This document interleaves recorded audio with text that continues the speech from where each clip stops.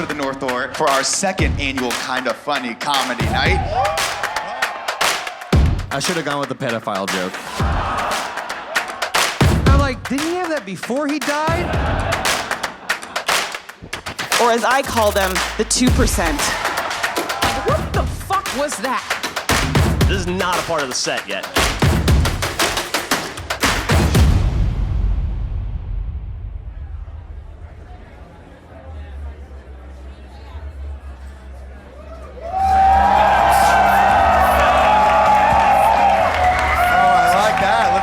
Going.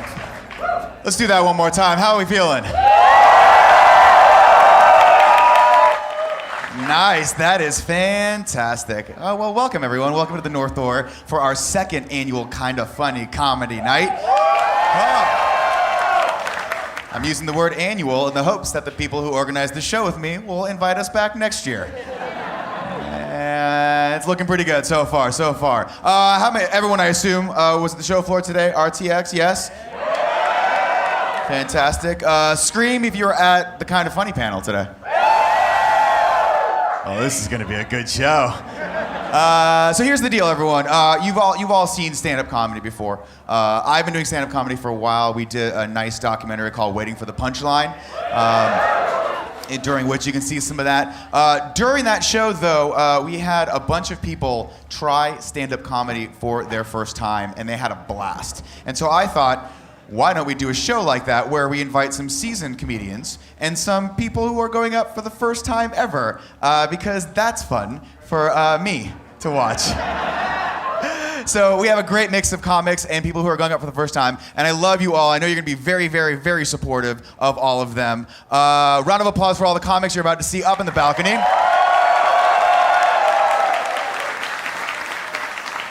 And let's keep that love going for your bar and wait staff back there. They're working their asses off. If there's one thing I've learned in the 3 years of doing comedy, it's that I'm a lot funnier the drunker you get.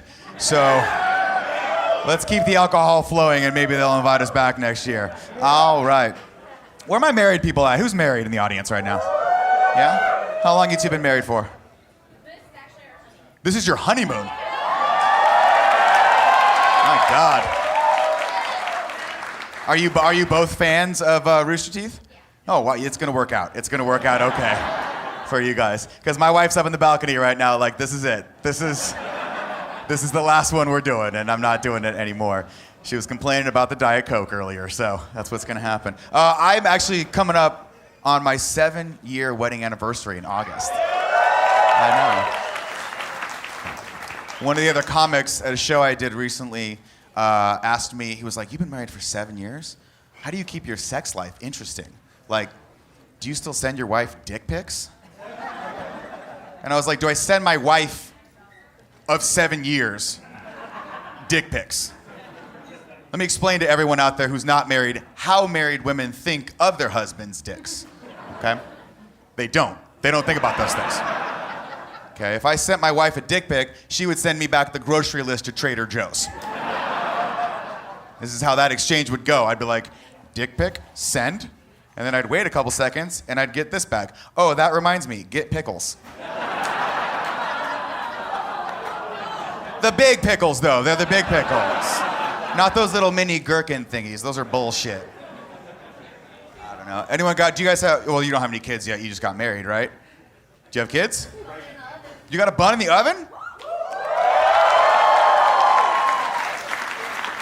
Did that like just happen right now? Did I just do that? No? Do we know yet if it's a boy or a girl? And if so, both, Nick works for both? I just want you to know that. What is it gonna be? A girl. Aww, that's really nice. Nicole works very well. Yeah, I don't have any kids, mostly because they're dream killers. But no, you guys are gonna have a great time. Good luck coming to RTX next year. That's gonna work out real well for you. No, but seriously, I think about this a lot because I just saw an article that talked about how the FDA is trying to approve the male birth control pill. Did you guys see this? How do we feel about this? It's a terrible idea.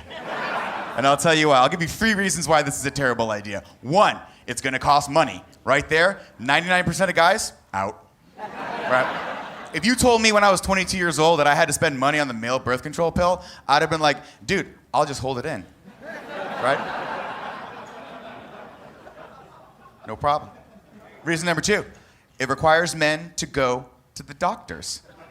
Okay? My wife cannot even get me to sit on a different part of the couch. Okay? Going to the doctor, not in the cards. And reason number 3, probably the most interesting reason, why would men take the male birth control pill if they can lie about taking the male birth control pill? Right? When I was 22 years old, I lied about having a condom one time. A girl was like, do you have a condom? And I was like, yes, I do. And all I had was a sandwich bag and a prayer. Okay? Did not work out well. It's dry in here, hold on. It might be the alcohol I drank yesterday and all the way up to the show. I know, right? Get drunk, have fun. That's RTX style. Speaking of getting too drunk, I got to stop making young friends because they keep getting engaged and inviting me to bachelor parties. And this is just the word. No, don't say yes. I'm 39 years old. Thank you. I lived this long. It's a miracle. I'm tired of going to these things, man. I went to my first bachelor party probably in like 2001. And that was back like, this is how long ago this was. We had no money. And we could barely afford to get a stripper to come to the hotel room. And like nobody thought to bring something to play music on. So the best we could do was turn on the radio in the corner by the bed. And let me tell you, you guys have not lived until you've watched a stripper dance through a 1877 Cars for Kids commercial. Okay. Do y'all have those commercials out here? Do you guys have those here? Because they are confusing, okay? This is how this commercial sounds. It goes 1877 Cars for Kids, K-A-R-S, Cars for Kids. And it's at that point when this whole story went from being really frustrating to just downright confusing. Because we both looked at each other and we were like, is that how you spell cars? Have you been spelling cars wrong the entire time here? Listen, I want to do more material for you guys, but we have so many people on the lineup that I'm very, very excited about. People kept reaching out, and I kept saying, yes, absolutely, people are going to want to see you. So I'm going to shut up, and we're going to get to our first comedian. Are you guys ready for your next comedian? This gentleman is a dear, dear friend of mine. We work together. We started a small company called Kinda Funny together. And recently, he got Forbes 30 Under 30 and he won't shut up about it. Please, put your hands together for the one and only Mr. Tim Gettys.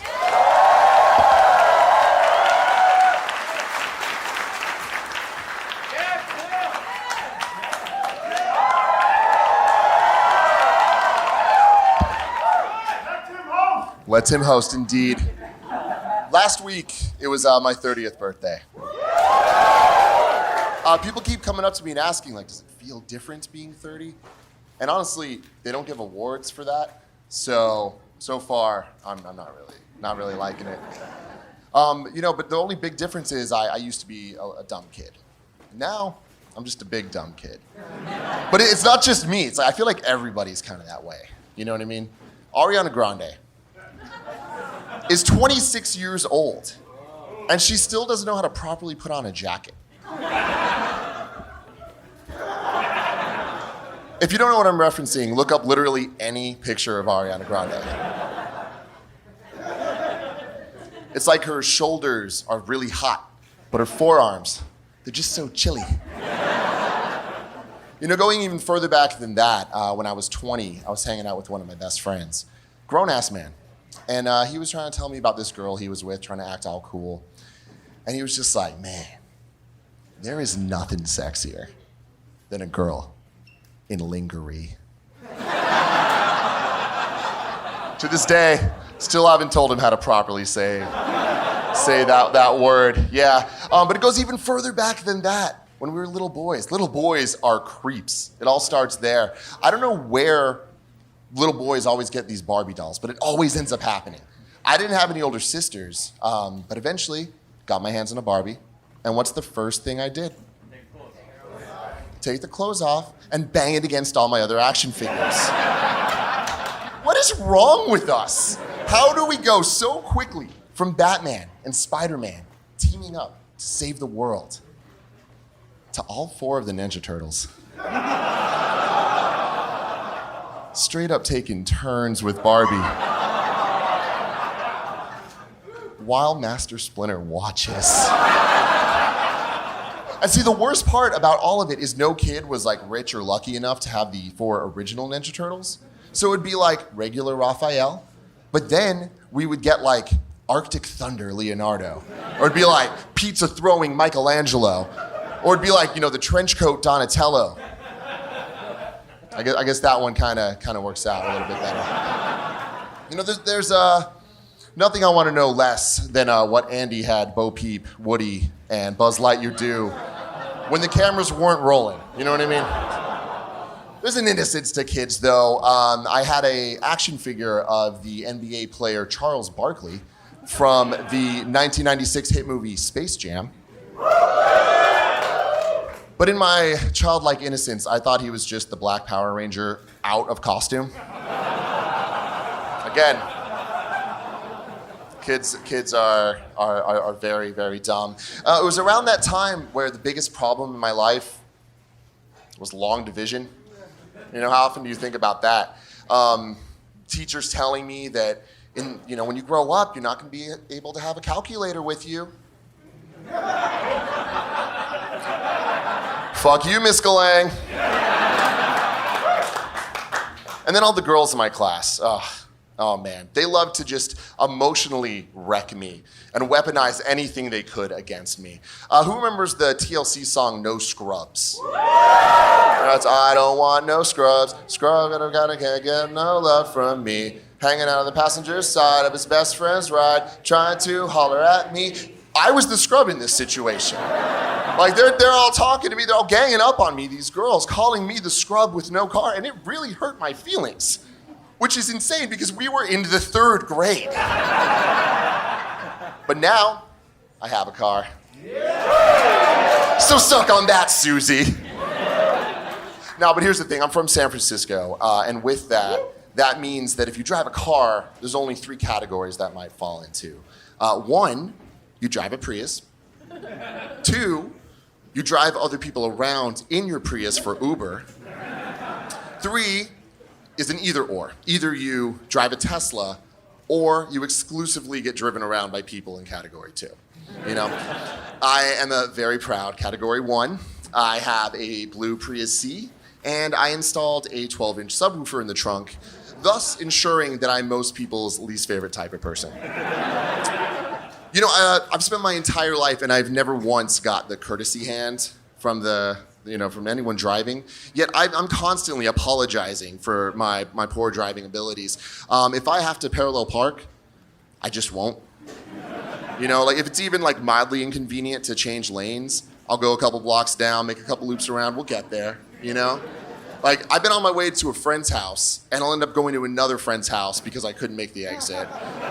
We'll see him later, but okay, I'll leave you with this one. One more car joke.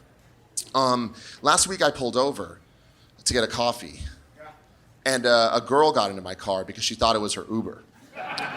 And I didn't know who was supposed to be more scared in that situation, but she did because she's heard this joke 1,000 times. Thank you very much.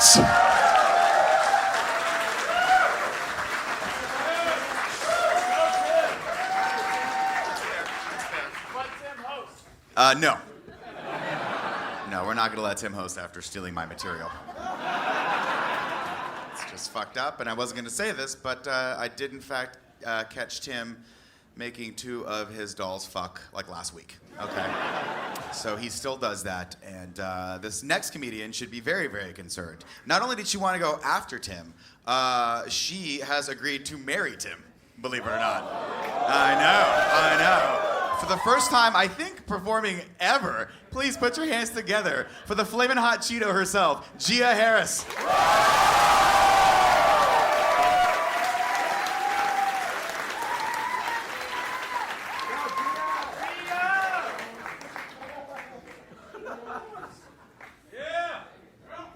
Most people put water there. I put my wine there.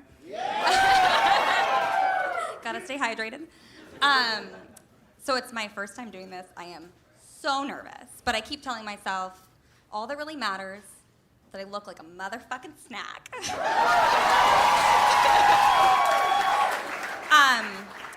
So for those of you who don't know me, I'm Tim Gettys' fiance. For those of you who don't know Tim Gettys, he's the one, he's the one with the podcasts. Does that not help narrow it down tonight? He's the Let's Play guy. The one who sits around a table with a bunch of other dudes sharing unqualified opinions. He's the tall guy, the tall white guy with a beard. And I know what you guys are all thinking. No, it's not Bruce Greene. It's not Adam Kovic. It's not Greg Miller. It's not Nick Scarpino, because I said tall.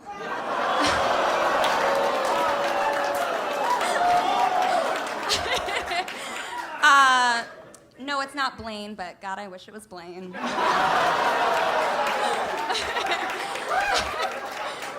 And he's not one of the Sugar Pine 7 guys, because he still actually makes content.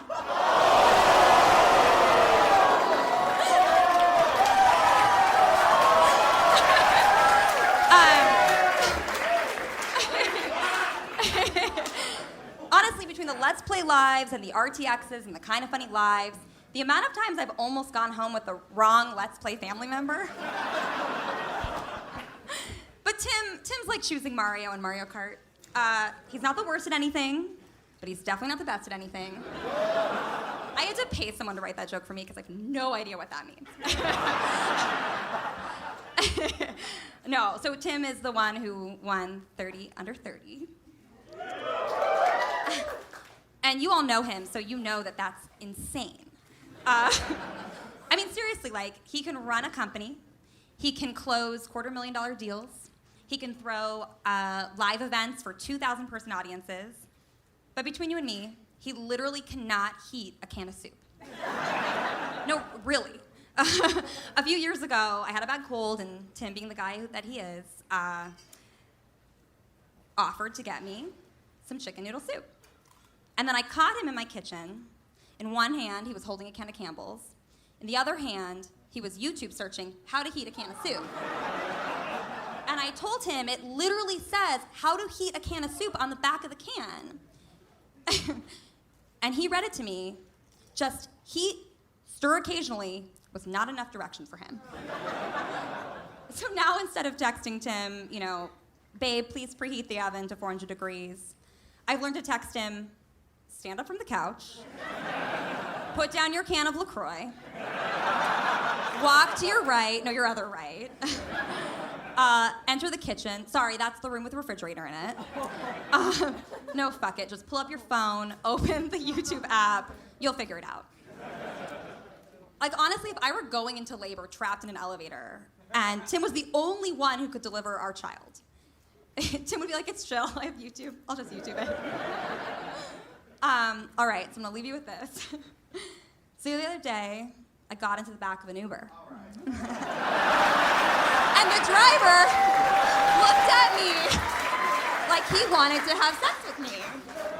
And that's not a joke, be safe out there. And Blaine, call me.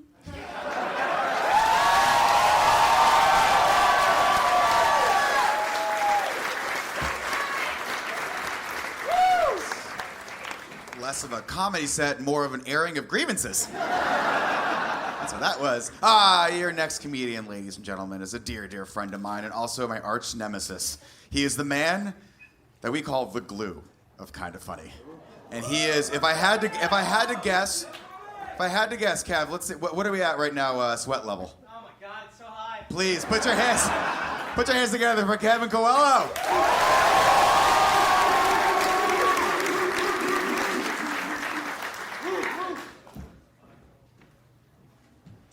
So we flew in on Thursday. It was a really nice flight. It wasn't a lot of turbulence. Things were really smooth. There is one thing that happened of note, though. Sitting in the row ahead of me was a young girl, about 9 years old, okay? And at one point during the flight, she looked over her shoulder and we locked eyes. And then I smelled it. That's right, folks. She farted. And it was terrible. And I'm not sure why, but she was fixated on my reaction. So kids of this age are very, very sensitive. I didn't want to be to blame to scar her for life, so I had to be smart about how I reacted. I just didn't want to cause an adult to be uncomfortable someday around farting around people. So I did the only sensible thing. I leaned over to my wife and I whispered to her, "Paula, I farted." She stood up, looked at me and said, "You're disgusting." And then she walked to the bathroom. I feel like I nailed the situation. Because the little kid now knows what she did was wrong. My wife thinks I'm disgusting, but she already thought that, so no big deal there. And I got away without scarring a child for life. So kind of a win-win for me. Me and my wife have a lot of differences. For instance, on this plane, when I leaned over and told her I had farted in a plane full of people, she believed me. Do you know why she believed me? Because I'm a plane farter, okay? That's not something I'm proud of, that's just something that's true. We've been together for 7.5 years and she's never farted around me, which is fucking weird, right?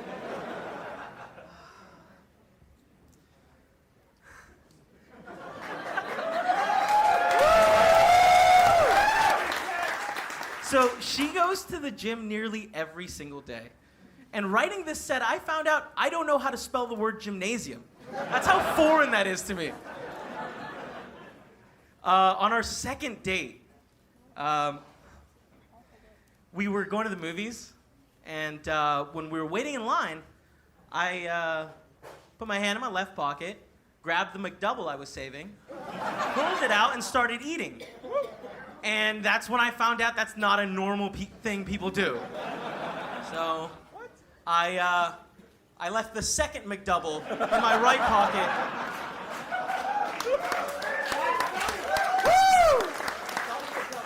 Till after I dropped her off. It was still delicious. Those things last forever. It's great.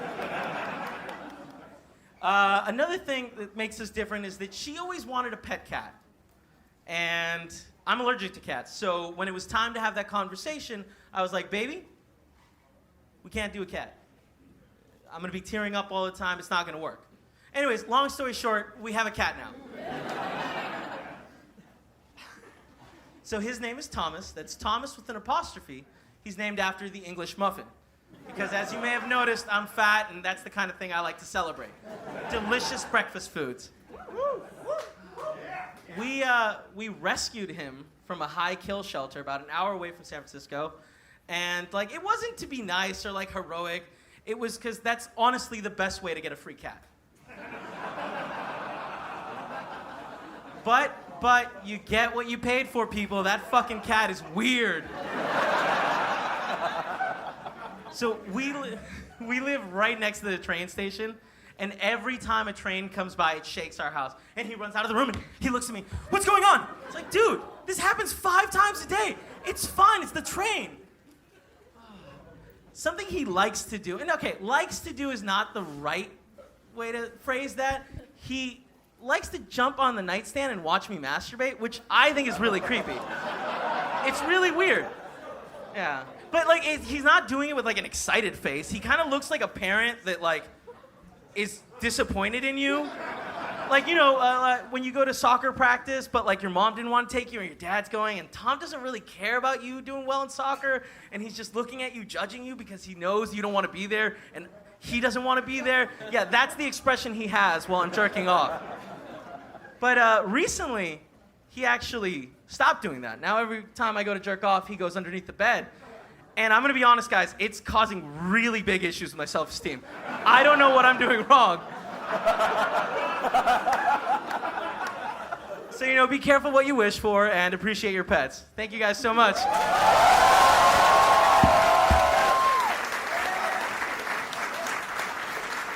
Kevin Coello, coming out hot. I did not know that Kevin's cat and I had so much in common. Kevin, I'll be under your bed later. It'll be fun. All right, ladies and gentlemen, your next comedian is a dear friend of mine. He and I host a small show that some call the greatest show on the internet. Please the man in black himself, put your hands together for Mr. Andy Maximum Cortez.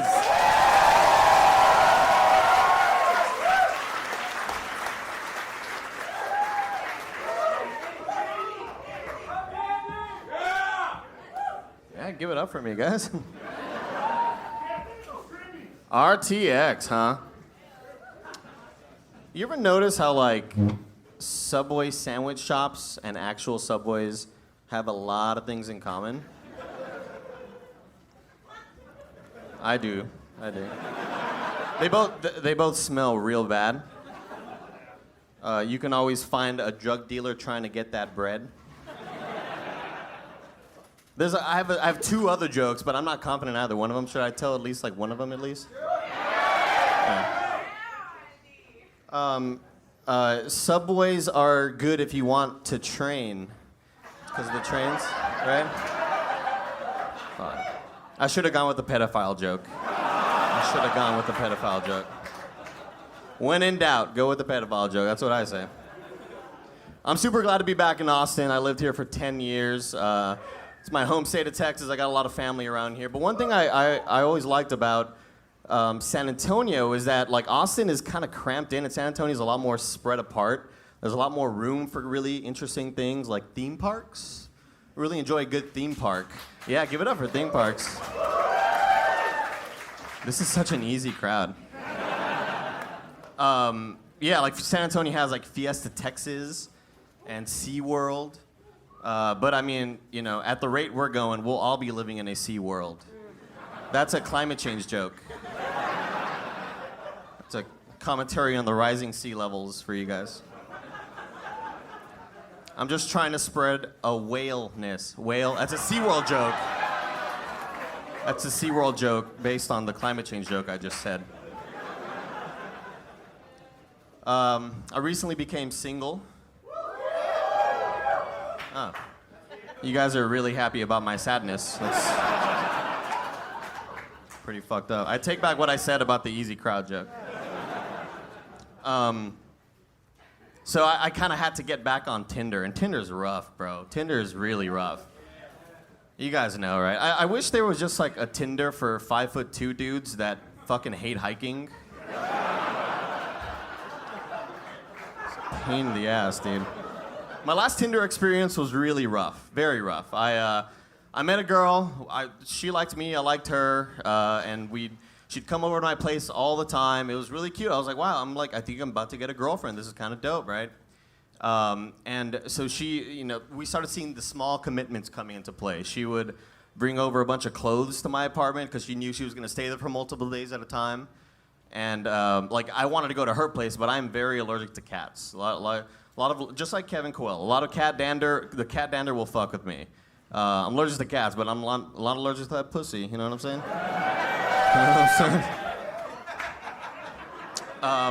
So to prepare for that, I bought like an HEPA plus certified air filter to clean the air, because I know I'm gonna be at her place a lot, right? This is gonna become like my second home, and things were going great. Things were fantastic, and then she just kind of ghosted me. The worst thing that could happen, she ghosted me out of nowhere.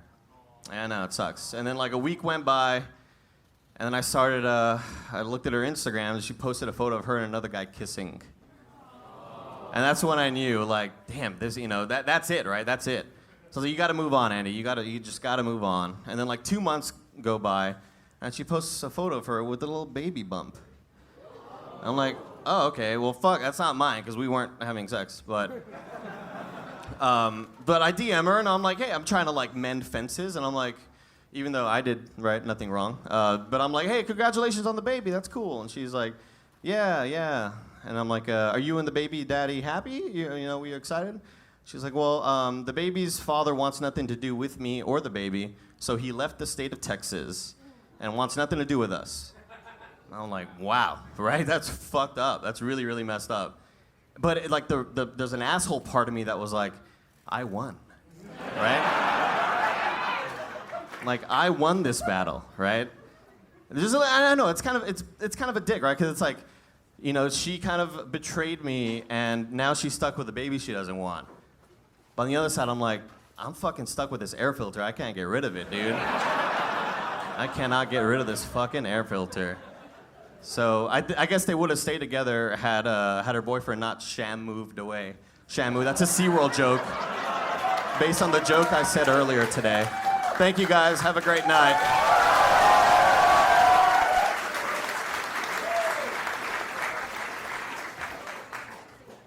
I'm allergic to cats, but I'm not allergic to that pussy. Okay, I'm just making sure I got that one in there. And I'm thinking to myself, should I use that to introduce your next comedian? Probably a bad look. We're gonna do it anyway. Your next comedian, also not allergic to that pussy. Please put your hands together for a man that when I first met him, I thought he was literally the dude that played Superman. And then I took another look at him, I was like, no, he's actually buffer than the dude that played Superman. Start clapping now for Blaine Gibson, yeah!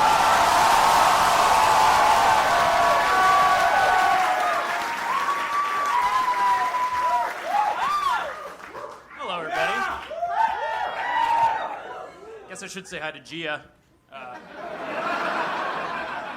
Tim's gonna be having words with me after this.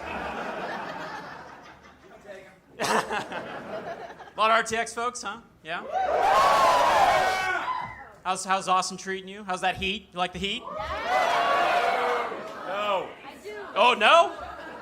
Found the guy from Alaska. He stepped off the plane, he was like, am I in hell? No, sir, you're in Austin, Texas. Welcome. I love the heat, you know. I was born in the South, you know, raised in Texas. Not a racist. But no, the heat's great. I love the heat so much, I go to saunas. We know what saunas are, right? Yeah? Okay, oh, okay. For those of us who are not sauna enthusiasts, sauna is a large wooden closet with a oven inside and about 12 naked, sweaty dudes, all just baking like Hot Pockets. Or bagel bites if you're poor.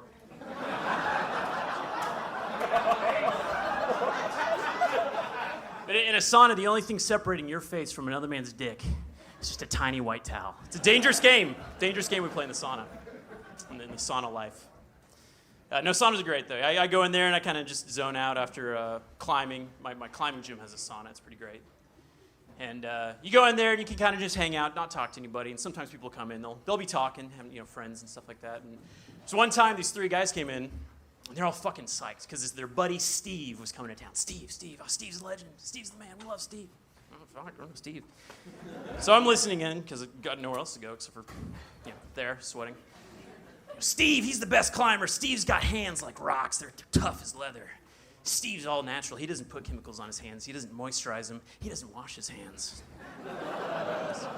What the fuck, Steve?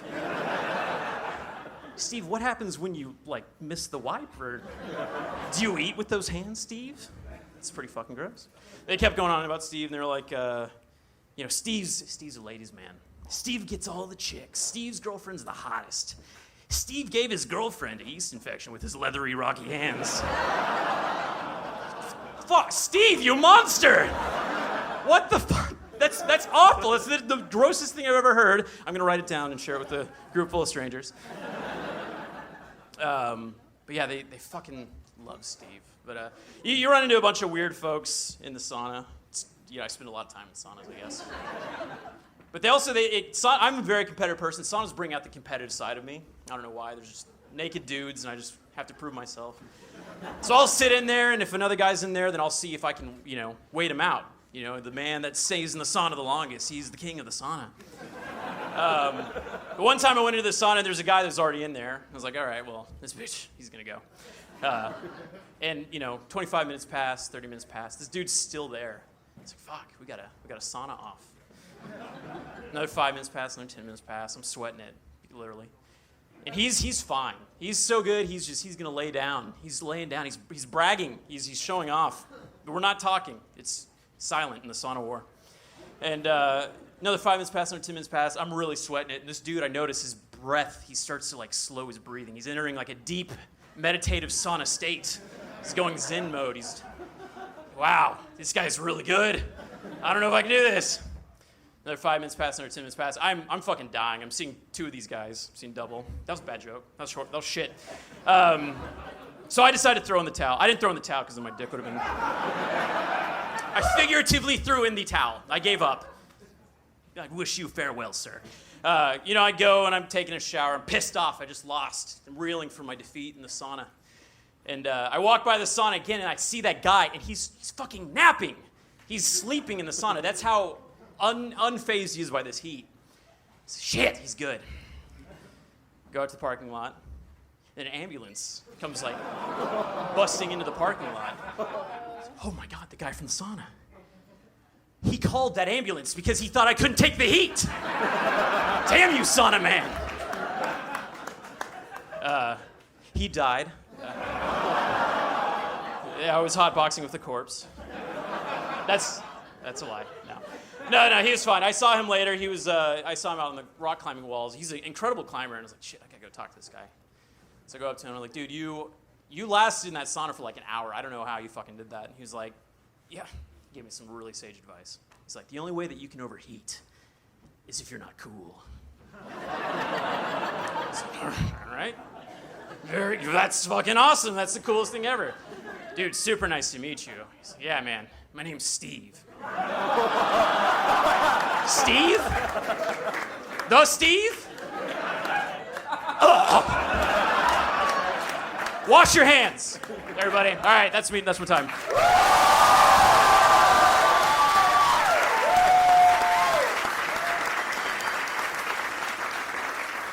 How was his set? Because I heard Blaine in a sauna and I blacked out. I think all the blood rushed to a different part of my body.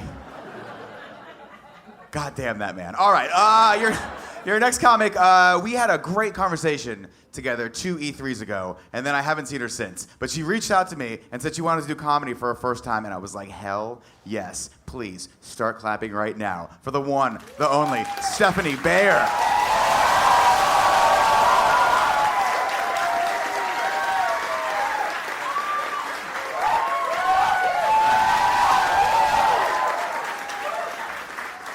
As opposed to all the other comics this evening, I actually wrote out all my notes on the hotel stationery, like I'm on the road touring.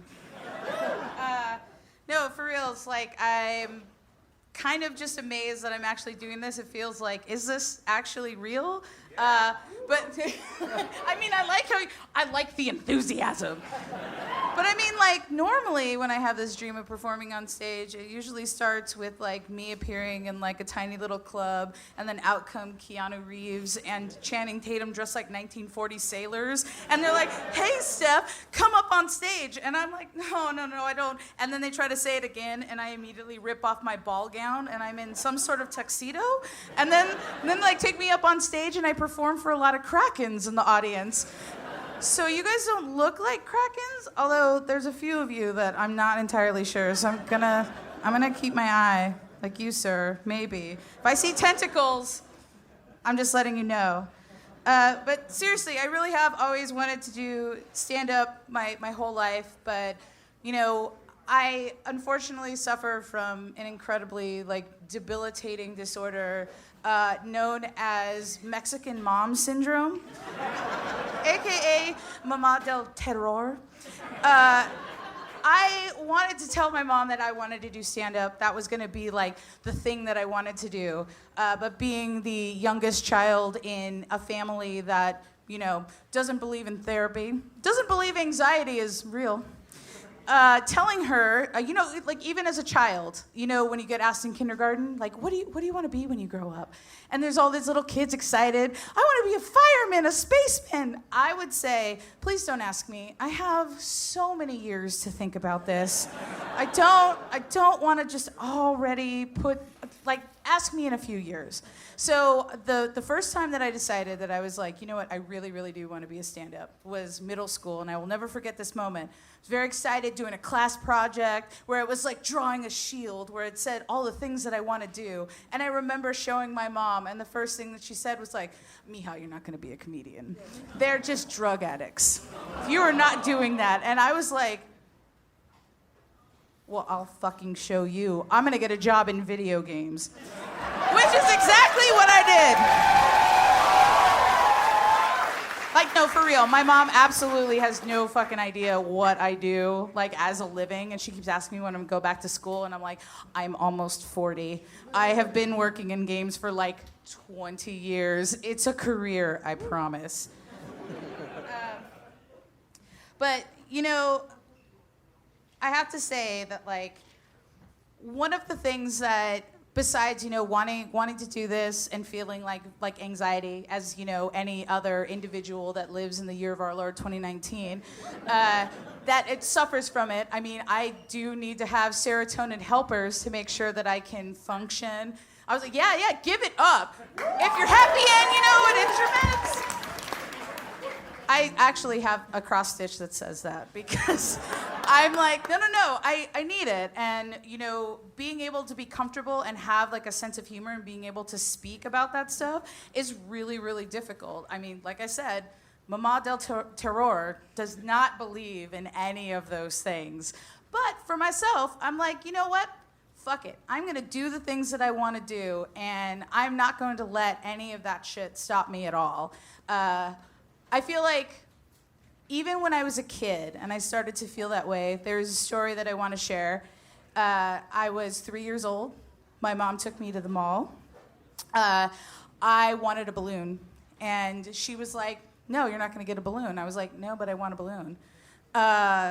She said, no, we have to go. And I said, absolutely not. And I laid down on the floor of the mall quietly and waited. And she was like, because like I said, Mama del Toro, she was like, I'm gonna sit right here and wait, right next to you.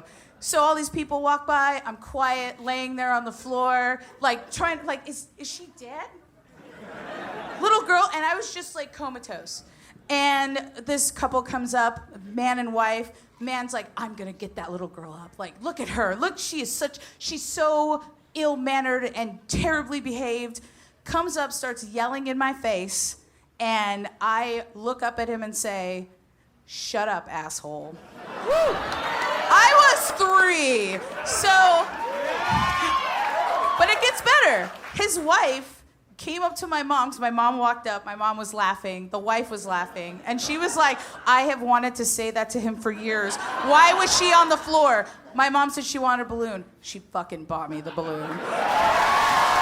So, don't let anybody stop you from doing the shit that you want to do, because after this, I'm gonna go buy a pair of silver fucking boots, because this is the first time that I've ever been on stage, and I'm really, really grateful for you guys to listen to all of this. And also, one last thing, I don't mean to be a spoiler, because I know I'm not supposed to like say who's next, but this is the only time in my life that I will be the filling in a Blaine and James sandwich. Thank you.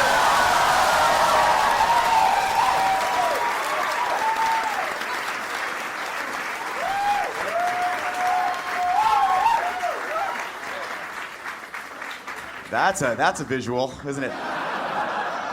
Your next comedian is featured in the documentary Waiting for the Punchline, and evidently has a YouTube channel also of some sort. I've never heard of it before. What's that? What? It doesn't matter. Ladies and gentlemen, that joke did not go well. Please put your hands together for the one, the only James Willems.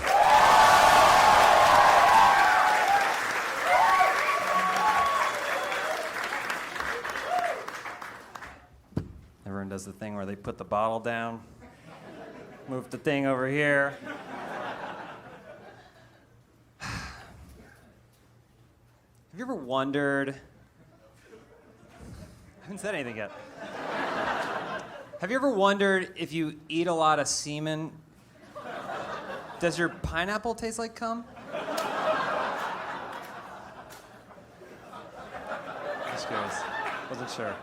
I didn't have anyone know, but I saw the funniest picture in my life just the other day on Twitter. It was a picture of Heath Ledger, not the joke, but behind him was Jack Nicholson, like a proud father, like standing behind him. They're both like the Joker, and then it had big text on it, top and bottom, and it said, "Don't worry, Leto will make us proud." My first thought was, Jack Nicholson isn't dead. So why does it look like they're saying this from heaven? And then I noticed where the picture was, and it was on Jared Leto's Twitter account. I was like, actors are weird. Like, he's really, really weird. I do a little acting, a little bit. Don't like to brag. I don't consider myself an actor, though, because I'm not that weird. But you know who is like a really great actor? Tom Hanks. He's fucking incredible. He's just so good. I was watching Forrest Gump the other day, and I just completely believed that he was a fucking moron. Just like a big, stupid idiot. It wasn't at first, though. At first, I was like, I'm not sure. And then, like, the movie tries to convince you of it. But at the beginning, I wasn't like, well, he's stupid. I was like, oh, maybe he's just different. Like, maybe he's just different. The first thing they show you is he takes this IQ test, and he bombs it. He bombs that IQ test hard, real hard. But I'm going like, well, standardized testing isn't the most accurate assessment of intelligence. You know? Maybe he'd make a great mechanic or something. Maybe he's good with his hands. I was like, he's just different. Maybe he's just a little different. Then the next thing they show you is, well, he's from Alabama, but he's not racist. And I go, okay, unconventional, very unconventional. Different, but not stupid. What really did it for me is there's a point in the movie, he's about to go off to Vietnam, he decides to stop in and see Jenny perform, big quotation marks. He decides to see Jenny perform at this dive bar. Kind of looked familiar. This dive bar with a bunch of drunk leches like reaching up at her, and she's got a guitar and she's playing naked. And the only thing he can think to say is, "Her dream had come true. She was a folk singer." Thanks. And I was like, that is the dumbest hot take on a situation I've ever heard in my whole life. It's so stupid. And also, he's saying that in his head. So that means he's sitting on a bus stop telling some old lady this story about when his best friend was almost assaulted in a bar, and his recollection is, her dream had come true. What an idiot. It didn't ruin the movie for me. I just do like this thing where I nitpick. I nitpick movies. You seen this movie, My Girl, Macaulay Culkin? You guys know that? It's an interesting movie. I can't watch the ending. It destroys me. Spoiler, Macaulay Culkin's character, he dies. He dies towards the end of the movie, and it's really sad. That's not what bothers me. I don't care that he dies. They have this funeral for him. And in the casket, he's wearing this beautiful, just perfect white little suit. And I'm like, did he have that before he died? Or did his parents pay for a tailor to make him this incredible white suit? My parents would never do that shit for me. Not in 1,000 years. If I died when I was 10, I would be thrown in that coffin wearing exactly what I had on when I died. Swim trunks, a No Fear t-shirt, and Bret the Hitman Hart wraparound sunglasses. Absolutely. Absolutely. No regrets. Should have had some fear, though. No, I had a very, very safe childhood. Very happy childhood. And I've seen a lot of true crime documentaries, so I know how dangerous the world can be. But my parents did me a favor. They never filmed me smiling and laughing with an 8mm camera. And I'm pretty certain that's the reason that I was never kidnapped and murdered. Because that's how all of them are. That's how every single one of them is. Goes, James was such a happy child. And then it's me blowing out the candles on my cake, shaky camera or whatever. And he goes, until he went missing and turned up 3 days later, dead with an prolapsed anus. And it's me on a tricycle waving at my dad. That footage doesn't exist. So what I end up lacking in youthful memories, I made up for in not being the subject of a Netflix miniseries, and I'm grateful for that. I really appreciate that. Have you guys ever seen a guy in a Ferrari hat and asked him where he parked his car?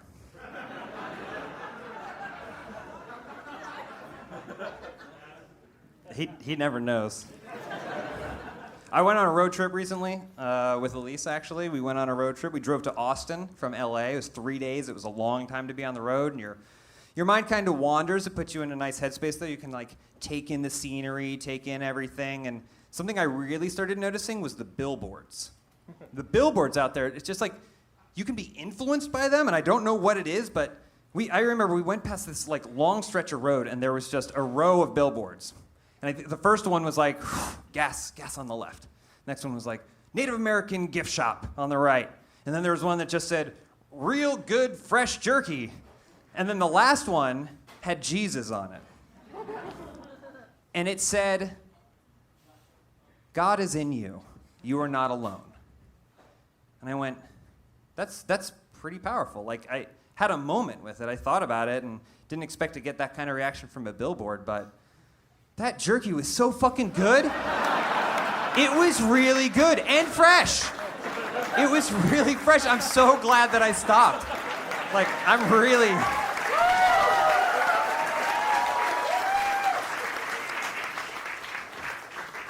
No.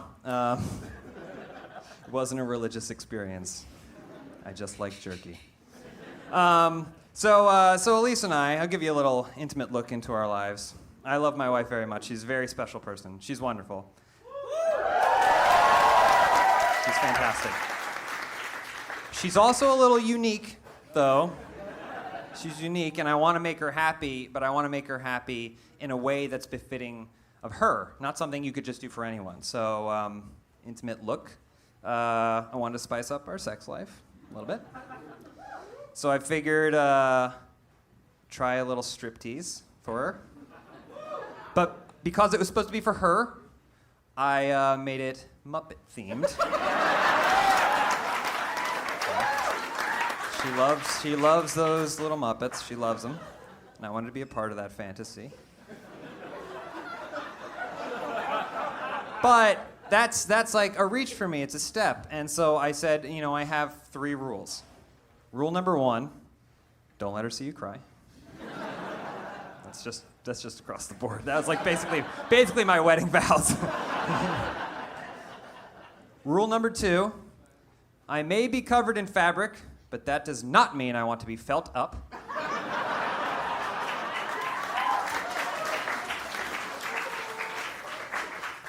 Rule number 3, I am only dressed as a Muppet, so I do not want her fist in my ass.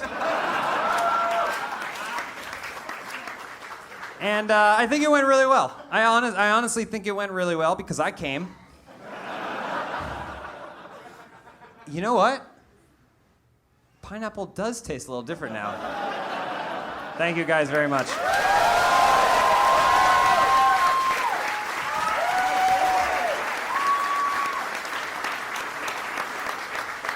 James Willems, everyone. Did not expect to hear a felt joke tonight. And that's what you get when you go to the Willemses. And that's right, ladies and gentlemen. Your next comic asked to follow James Willems. Because, that's right, not only is she married to James, but a lot of people, myself included, think she is his better half. Please, put your hands together for the very talented Elyse Willems.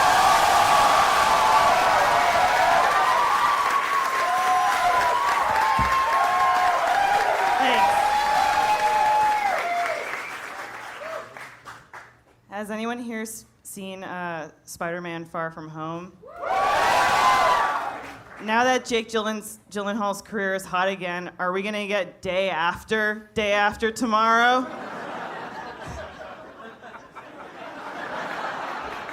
He might be here. I need some of that Jesus jerky. Last year I opened with a 9/11 joke, but that was a bigger disaster. This Jake Gyllenhaal joke. 4th of July just happened. This is a great country. It's one of the best countries in the world. Yeah. Which is why I thought I would come here and tell some jokes about being Canadian. Because Canada Day also just happened and none of you fucking remembered. Thank you. I was born and I lived in Canada for 26 years, and everything in Canada is just a little bit different, but not exotic or cool enough in a way. The most exciting thing that ever happened was when we shot Drake, you know, and then he lived a life of wheels, which, man, he's sweating right now with that trade. Oh my God, poor little baby Drake. I just don't even know. Here's a fun fact. In eastern parts of Canada, we buy our milk in bags. Does anybody know about this? Yeah. So we buy bagged milk, and the way it works is it's like a big bag, kind of like a shopping bag, and then inside of it, there are 3 smaller sacks of milk. And what you do is you take those sacks, and you it's all so fucking dumb. You have like a little pitcher, and then you put the sack in, and then you cut off a corner so you can pour the milk out of it, and then you put it in your fridge, and you hope you can drink it for like 3 days without getting salmonella poisoning. And that's kind of the crazy part of it, is you just put it in your fridge and it exists, and that's kind of it. And I'm sure you're wondering, do you not just have milk that's in cartons? And the answer is yes, we do. You can absolutely buy it, but when I was a kid, only the rich families bought the milk in cartons. And you go to another kid's house, and if you looked in their fridge, and you saw that their milk had 4 walls, you knew you didn't belong there. You knew that was not your world. Okay, that's somebody else's life. And go home and drink from your bag. I think each Canadian child at birth got their own bag, actually.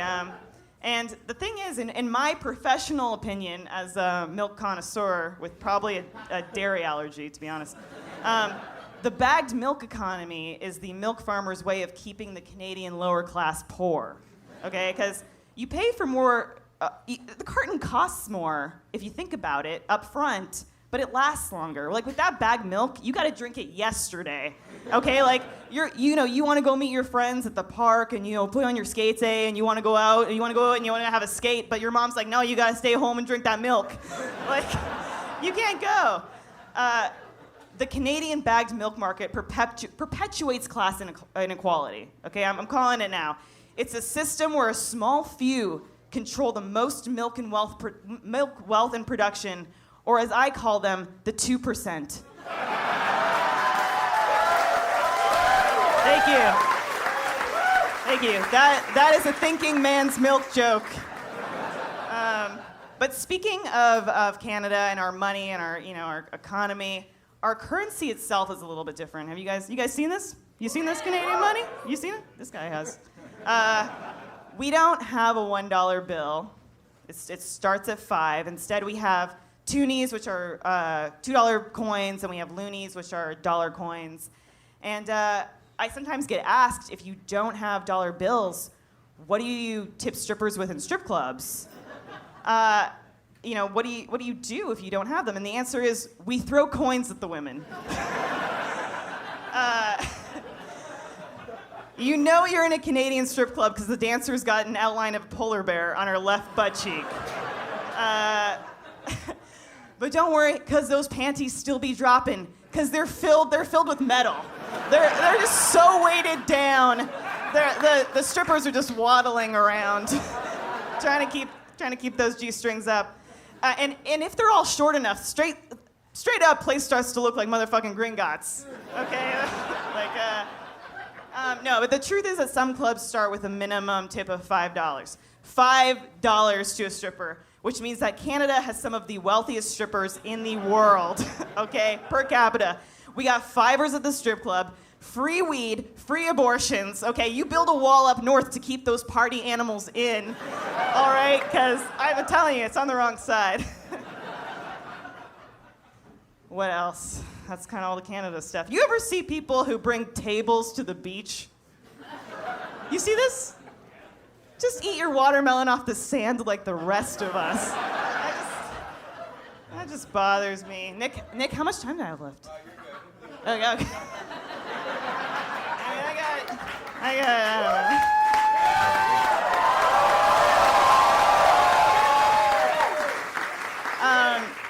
I love to write, and recently I felt inspired to write a procedural drama. A procedural drama about a courtroom sketch artist who does all of her courtroom sketches with an Etch-a-Sketch. But she also has a keen intuition for who's guilty and who's innocent. She's like a psychic. And when she thinks someone's innocent, she stands up and she turns to the judge defiantly and she shakes out the Etch-a-Sketch. And she's blind and she's played by me and it makes me famous. Thank you. I'll go on this because I know it's a packed house tonight, even though I have a lot of garbage here. Some of you know my husband, James Willems. He's here. I think he's here tonight. He told me that he wants to spice up our sex life.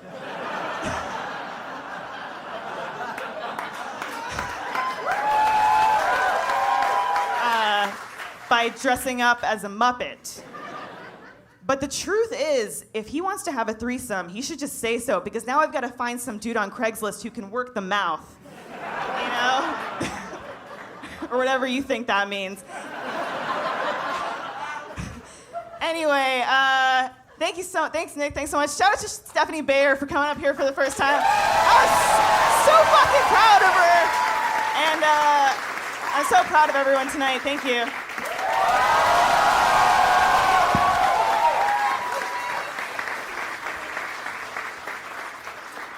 Elyse, shout-outs are my job. Thank you. Also, Canada. Am I right? It's the Hufflepuff of countries. All right, everyone, the Hufflepuffs out there, we all make fun of you. You should know that. Ravenclaw for life, if you know what I'm talking about. Well, your next comic, probably a Slytherin, I would guess. Maybe? Gryffindor, bullshit, my ass, Gryffindor. I've known this guy since he was like 14, I think, and he has matured into a very beautiful man who takes his shirt off way too much, and maybe he'll do that tonight for you. Please put your hands together for Alfredo Diaz.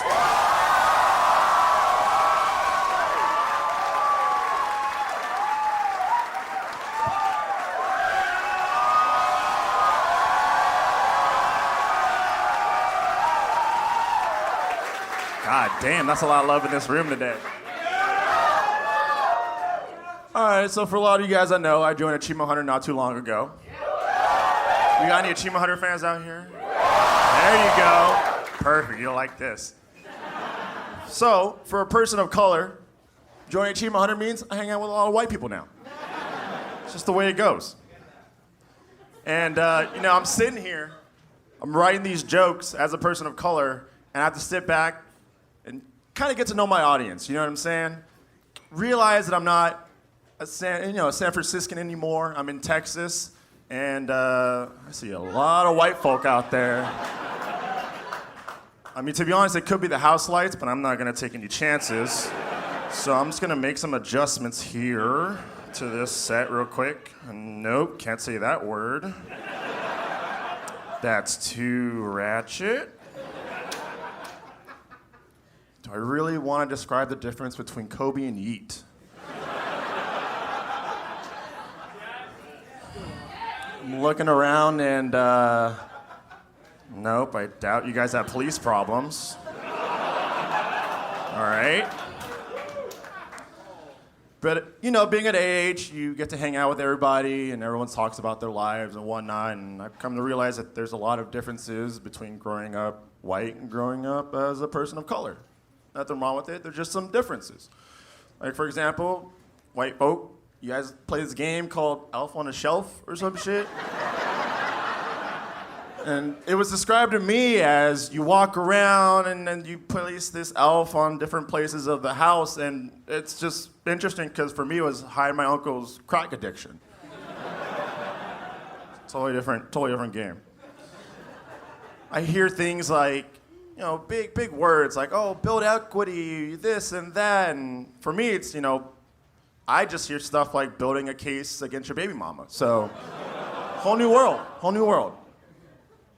For those of you guys that do know me, I used to professionally play video games. One of those guys that got paid to 360 no-scope other people, so. But I hit 30 just in May. And, getting older, coming to realize it's a young man's game, man. It's a young man's game. And with joining Achievement Hunter, I also came to the realization that they're kind of a retirement home for pro gamers.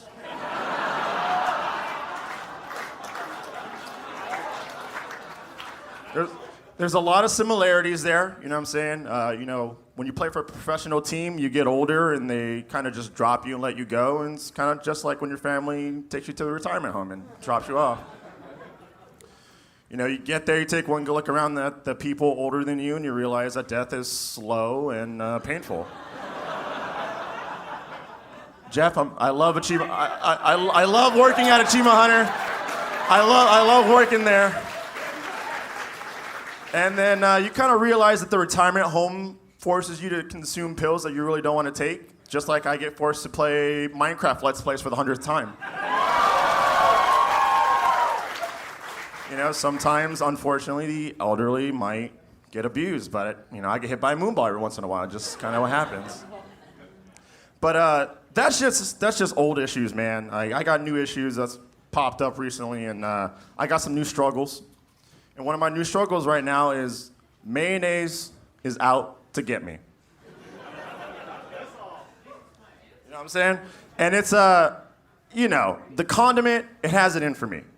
And I say that, I know a lot of you guys sitting here like, condiment, it's a sauce, it's a condiment. No, it's a killer. All right? I tell you this because not too long ago, Uber ate a Big Mac, took a big bite into it. It wasn't Big Mac sauce. It was mayonnaise. Full of mayonnaise. I take a bite into another burger just yesterday, more mayonnaise. Y'all motherfuckers think I'm joking. All right, this isn't comedy. This is a man crying for help. You see that right there? That's a load of mayonnaise. That's like a comwad full of mayonnaise, and I bit right into that. It was stressful. My goodness. But let me tell you guys real quick, though. Being so racially diverse, I have a lot of ethnicities in me, Mexican, Filipino, African American, Chinese, represent a lot. You deal with a lot of racism. That's just the way it goes. It's kind of like playing racial Russian roulette. But instead of one bullet, the chamber's loaded with many. Sometimes you get into a situation, someone goes, oh, I don't like you, Mexican. Ah! You get hit with one. Then the next bullet comes out the chamber. Oh, I'm not a fan of you, Filipino. Oh, you get hit again. And then the last one comes through. I'm not a fan of you, Indian. Psych, bitch, misfire, I'm not Indian. This is my first time ever doing this, and thank you guys so much.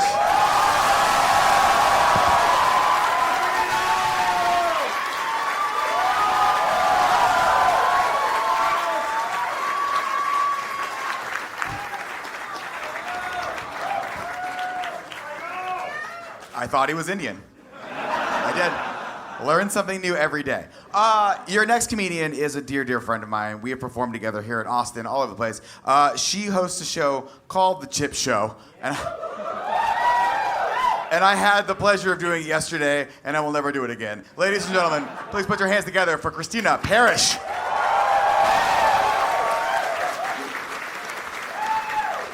What's up? What's up, y'all? How's it going? Give it up for all the comics you've seen tonight. Yeah. Give it up for Nick Scarpino's Widow's Peak, Give it up for that. He's aging, and we can all tell. I don't know if you guys saw a small child outside earlier. There was a small child wearing a giant jacket. He came up to me and was like, do you want any shockers? And I was like, no, sweetie, your fingers are too small. But I'm sure if you do it over and over again, I'm bound to feel something. For those of you that laughed at that, make other people feel sad. So, hell yeah.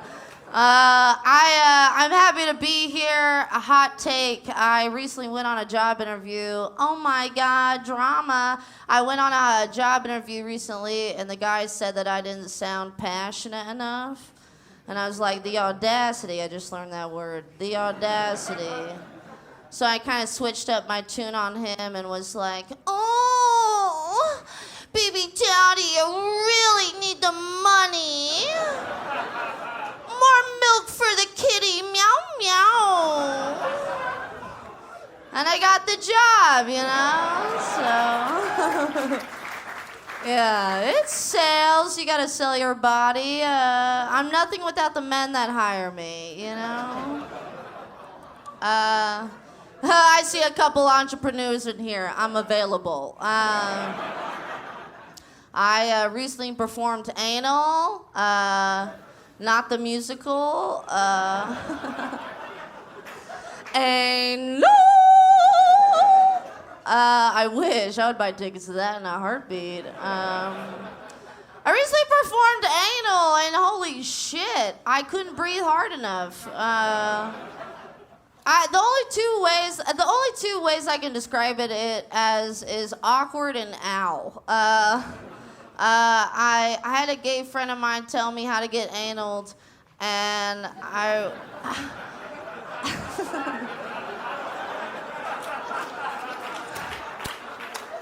And I was like, ooh, that sounds delicious, you know? I was like, it sounds like a hot plate of spaghetti with some Parmesan and basil. Don't look at me like that. But when it came down to the act itself, it just seemed like I was pulling a big prank on myself, you know? It's like, you know, there were a lot of laughs, there was a little bit of blood, and we were still friends afterwards, you know? I love drugs. Shouldn't probably be saying that at a work convention, but I fucking love drugs! My new favorite ASMR is just someone I know shaking a bottle of Adderall at me. Ooh, I love the sound.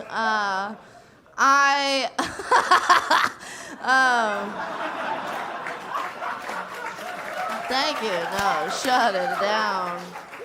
I smoke weed, but I don't do it to get high. I just do it to get awkward on a first date and pee myself a little, right? Right, ladies? Get a little pre-wet, right? A little splish, splash. I was taking a bath, you know? Woo-hoo! I like to smoke weed. I had two memorable times that I've been high. Once I ate an edible, got into an Uber, and told the driver to just go to the future. Just like, whoa, I want to be out of this so bad. And the other time, I texted a close friend of mine. I texted, am I a burden? Which is a pretty heavy text that got no response. And I sent another text which was like, I'm sorry, and it got no response. And finally I sent another text that just said JK. Like, I'm just kidding, and it got no response. And I was so high, I was rereading the text messages over and over again. And I was like, wow, I really am a burden. And then I took a good look at the contact info, and it said Dad. And then I really wanted an answer. Jesus Christ. Where the fuck is that guy? I have a dog. She eats a lot of trash, so I call her Trash Dog. She surrenders to my grasp like no man has, and I really appreciate it. Because there's nothing like holding a dog like a baby, but being nowhere near wanting to have a baby. Because I've dropped a cigarette on my dog once and got away with it. But if I was to do that to a baby, I'd be just like my mom, you know? Because she beat and she burned me. Who cares? She's fucking dead. One down, one more to go.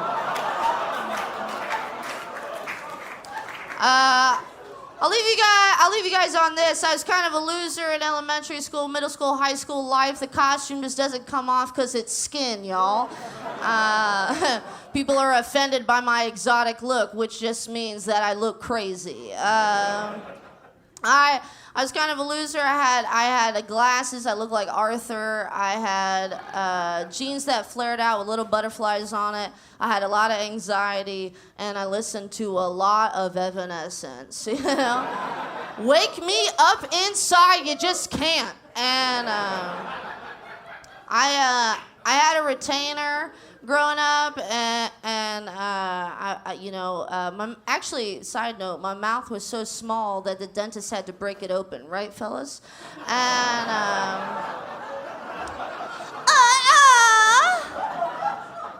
we fucking get it. And I was sitting at lunch one time, and I was in middle school. I took out my retainer, put it on my tray, and whenever I was done eating, I threw everything on my tray away, therefore throwing my retainer away.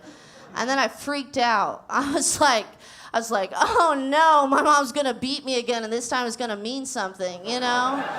And so I walked to the trash can, and the janitor was wrapping it up, and I was like, hold on, I gotta get something. And she was like, you can't possibly. And then I started digging in the trash, and it was Sloppy Joe Day. And it was digging, and then I finally found it. I found my retainer, I pulled it up like a little prize, and then for some weird reason, I put it back into my mouth. Yeah.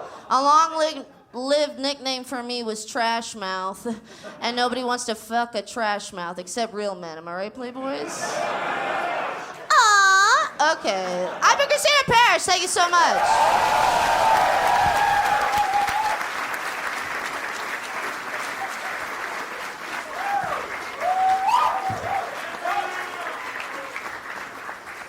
We've all been there. Your next comedian turned me on to a drink called Topo Chico, and I am forever in his debt. Please, ladies and gentlemen, start clapping right now for Josh Flanagan.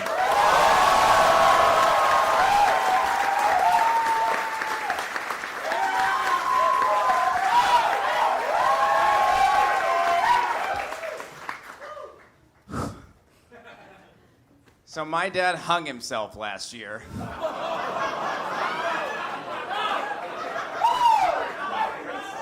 Pause for laugh. No, it sucks. I mean, suicides happen all the time now, and he was unfortunately, another one. There's a lot of, Christina, dead parent, Stephanie, dead parent. We're all in the Dead Parent Society. It's a very, very exclusive club. It's like the Dead Poet Society, but you replace the word poet with parents. That's as far as we've gotten. So there's a... So there's a lot of things that they don't tell you, though, right, when you're dealing with suicide for the first time. And one of those is that you don't always actually know exactly how it happened, which is a strange thing. There's a mystery about it. So we showed up to my dad's house a few hours after. They'd already taken him away. But there was no apparatus. There was no rope. There was nothing like that. And nor was there nothing to hang with, nor was there a place to hang from. So it's very odd. So a few days later, I finally got to talk to the investigating detective, and they had taken it as evidence, but it turns out he'd used a TRX band. You're going straight to hell with my dad. So I went home. I Googled TRX band because I wanted to make sure I understood what he was talking about. It's kind of macabre, but you just kind of want the details, right? You just want to know the full picture. So you look at it, it's like, oh, TRX band, like you guys probably know, like in CrossFit gyms, kind of an elastic band you work out with. So I felt good. I was like, oh, okay, got my answer. Who knows what targeted advertising is?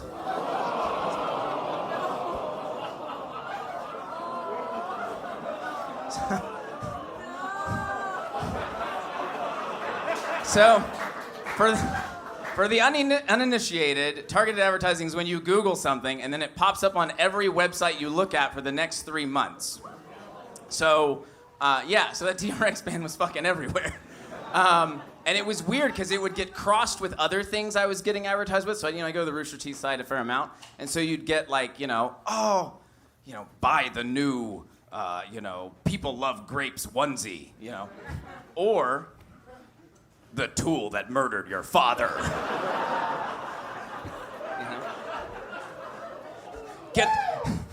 Get the Bruce Greene protein shaker. Or, hey, it's me, TRX Band, and I'm coming for you next. Spoiler, I did not buy it. So I don't know a lot about it. I could not give you a good review, but I do feel confident saying it will get rid of your dad bod. I will say that.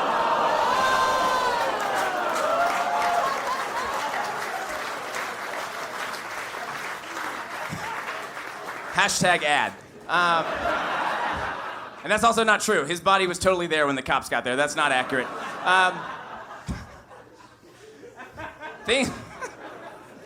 Things they don't tell you. Another thing is they don't tell you there's a lot of hidden costs associated with suicide, right? I mean, I'm not talking about caskets and funerals and all these things. Everyone knows that stuff.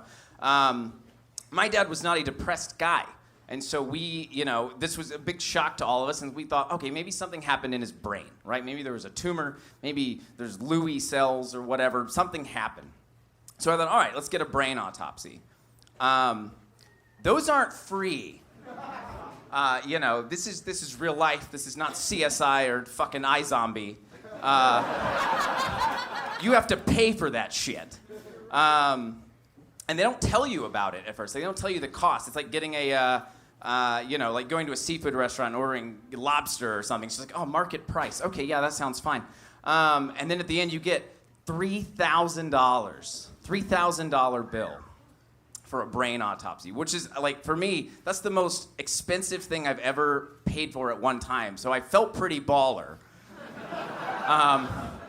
And, when you're talking to friends, they're like, oh, yeah, I just bought this new Miata. Oh, what about you, Josh? I'm like, dude, I just splurged on a top shelf Topsy.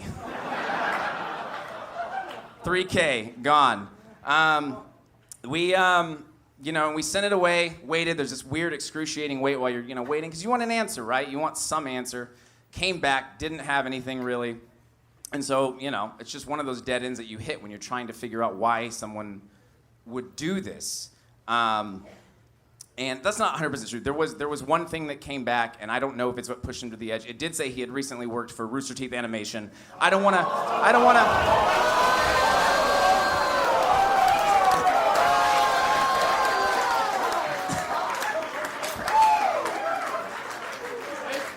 Hashtag ad. What's funny is that I just did 3 minutes worth of dad suicide jokes, and that's what got the gasps. And again, you're all going to hell with my father. One more thing. There's one more thing they don't tell you about, and that is that you are going to have to sort through someone's personal effects, right? And this is a very strange thing. And it kind of makes you think about the things you'd leave behind and what someone else would have to go through when you're gone. And some of that's very poignant. So when we were sorting through my dad's house, we found these very lovely cedar coasters that I'd brought him back from Lebanon. And I'd given him these as a souvenir. And now they came right back to me, which is odd, right? It became this useless trinket. I thought it was this cool thing, and then suddenly it was just junk again. And it makes you think about, just the kinds of things you acquire and squirrel away, and do you really need any of that stuff? Some of it's very poignant. Then you find your dad's Amazon receipt for his penis pump. And I know what you're thinking. Amazon sells penis pumps? And they do. It's under health and household. Both those apply. It's very, very healthy thing. So that, and you know that you're going to go through the stages of grief, but you don't know that you're going to have to, shoulder that and the knowledge that your dad owned a penis pump. So you go through, what's first? Denial, like, no dad of mine had a small penis. Anger. My dad had a huge cock. Bargaining. I mean, maybe he did have a small cock. depression? Does that mean I have a small cock? And acceptance, no. We had small cocks.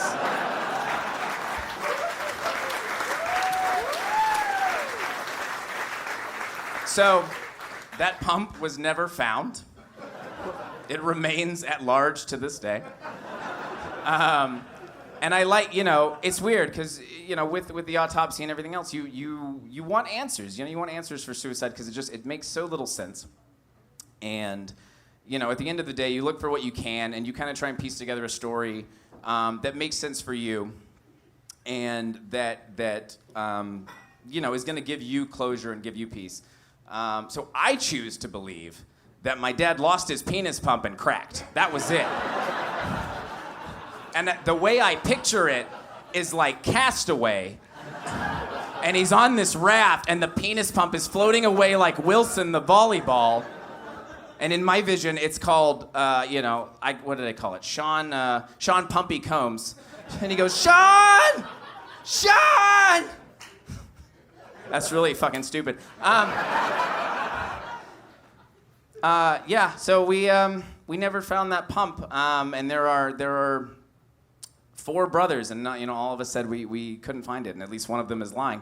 So I got to go get a few more pumps in, guys. Thank y'all so much.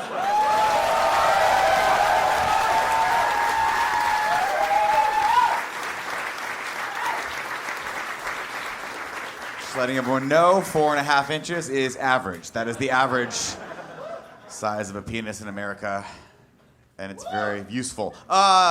Speaking of men who are above average, this next guy, very, very nice guy, also apparently runs a YouTube channel with James. Please start clapping right now for a dear friend of mine and an amazing human being, Bruce Greene.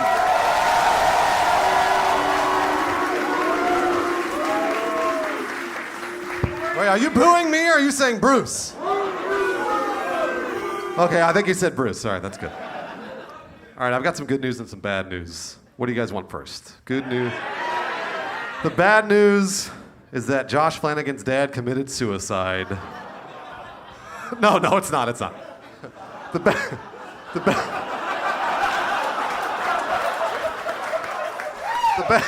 bad news is that ska is coming back. It's bad news, guys. Bad news. We're on the 4th wave of ska. We're on the 4th wave. Ska's been around since the 50s. Ska is older than pretty much everybody in this room except for me and Nick Scarpino. And ska, it's interesting because Real Big Fish was the 3rd wave, right? And then ska was the 4th wave. And I saw somebody go, oh God. I see people smiling. It's not a joke.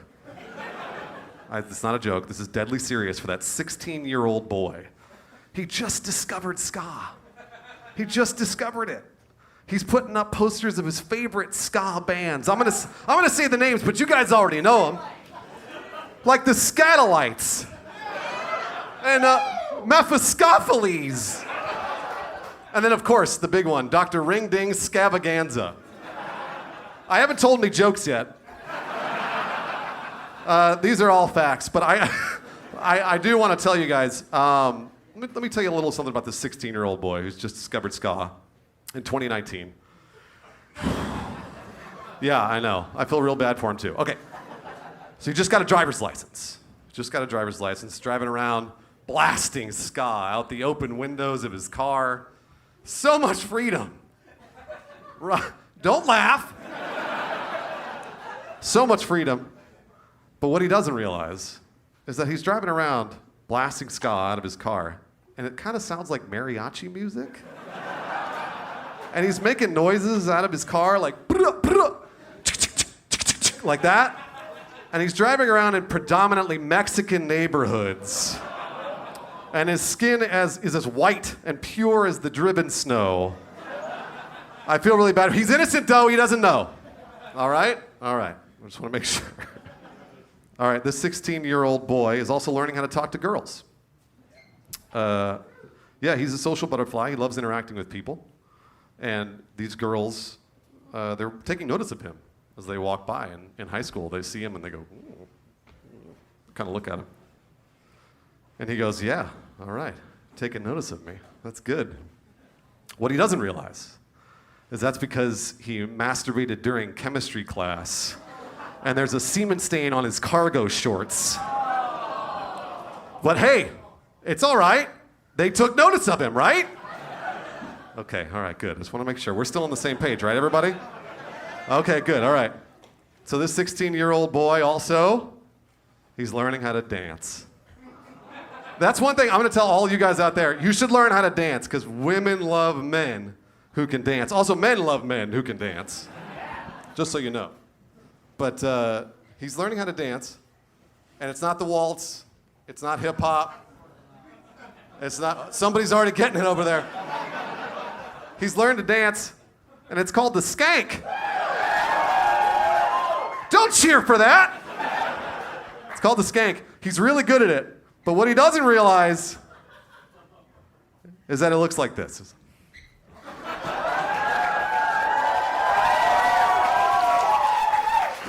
No, that's bad. That's really bad. All right, this 16-year-old boy also, somehow against all odds, he got a girlfriend. I know. He found a girl who loves him for him. That's very rare. And the best part about this really cute relationship when he's 16 is that they're waiting till marriage before they have sex. They're waiting till marriage. Yeah, it's because of pregnancy and because of religion and it's, dumb shit. But they're waiting till marriage. But what he doesn't realize is that waiting till marriage is not soaking until only he comes. That's not at all what that is. That's just soaking. You guys know what soaking is? You put the penis inside the vagina and you just sit there. You don't move until the male comes. She doesn't get any enjoyment out of it, but nothing has changed for him. So only the men are laughing at that joke.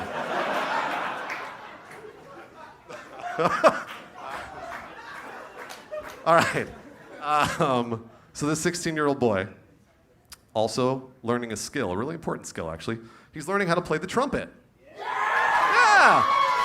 This guy plays the trumpet! It's a really honorable and creative skill, right? You could be a jazz musician. You could be in an orchestra. None of you are. Don't pretend that you are. This 16-year-old boy's not doing any of those things. What he doesn't realize is that the first time he plays the trumpet, he's in a ska band at a gig. And he has to do this. And then he purses his lips like this. And then he goes like this. He's breathing really heavy. It's basically just a gay mating call. That's really all it is. It's just a gay mating call. So maybe you should consider not playing the trumpet anymore. I've got a lot of... His friend turned around and was like, yeah, you probably should stop. So all of this, it's okay. The 16-year-old boy still got a lot of potential. He could be a doctor or a lawyer, some other well-respected profession. Maybe you're gonna get there eventually. He's gonna make a ton of money. Or he might follow the path of Bruce Greene, partially famous YouTuber. No! No, you don't want that! Someone tell that man to stop playing trumpet! All right, that's my time. Good night, everybody.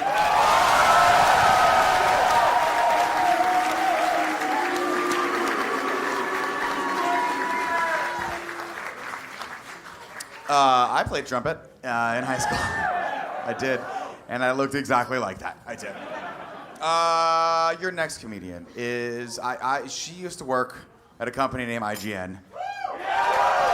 And let me tell you, we're so glad she left that place. We have not spent nearly enough time together, but we are friends, and I'm very happy to call her one of my friends, and I'm very happy to welcome her to the stage for the first time. Please, Alanah Pearce.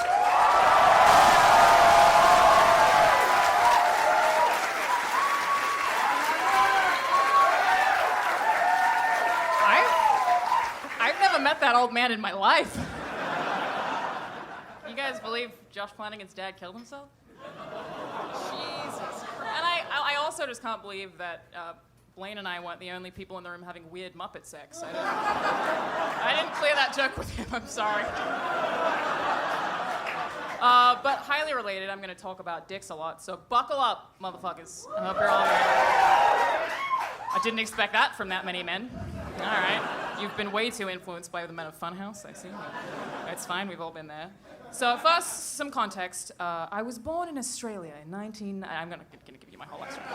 But basically, back in, I think it was like 2014, I had a tweet go viral because I basically started screenshotting the shitty things that trolls would send to me, and then I was sending them to the ultimate evil, the worst punishment in the world, their mothers. Yeah. Do we have any mums in the room? Any mothers here at all? Just one. Don't applaud for her. They're fucking terrifying. We don't want to encourage that. Everyone's going to be reprimanded for nothing. So, I'm sorry. I'm sure you've done a great job. But the one that went viral was basically because a kid said that he was going to rape me. And I screenshot it, sent it to his mom. To be fair, I did do something pretty fucked up. Never really spoken about this publicly. And I should address it with you all right now. I did, as a woman, review a video game.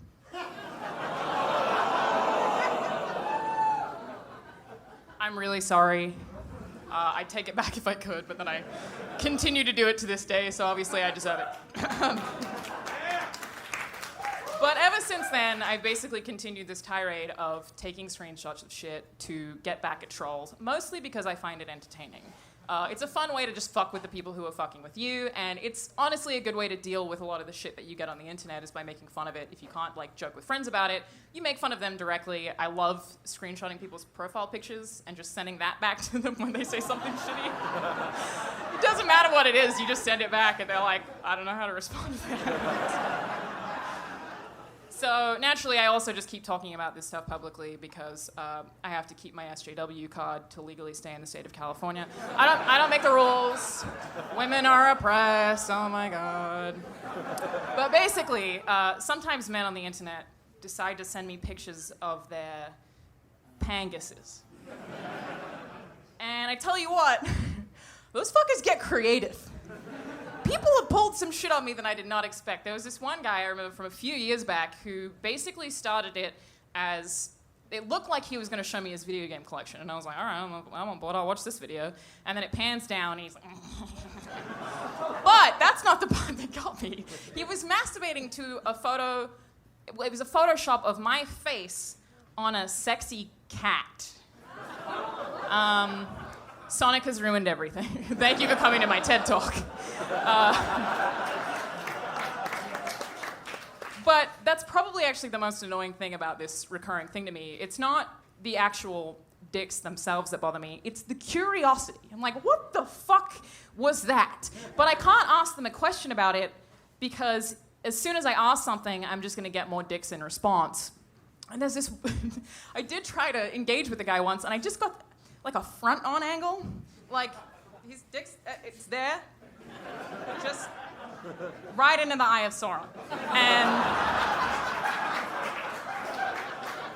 I just don't really know what the plan was there. And then I was double curious. I was like, did you think I would want to fuck you? What did you think was going? I do like Lord of the Rings. Yeah. He did get me on that one. But then, you know, they just kind of, as soon as you engage, turn into a bot where they're asking for, like, bobs and vagine. And you just don't really get any response. So I've been trying to figure out how to deal with them for a long time to get back at people who are mostly making me mad because I was so curious. I mean, I had a guy reply to an Instagram story this week where I just posted a photo of my shoes. And he replies with a picture of his dick.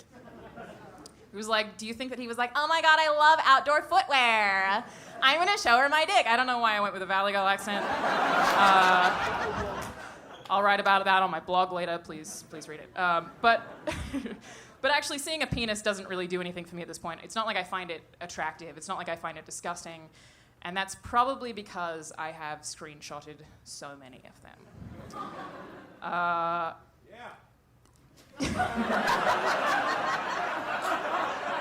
All right.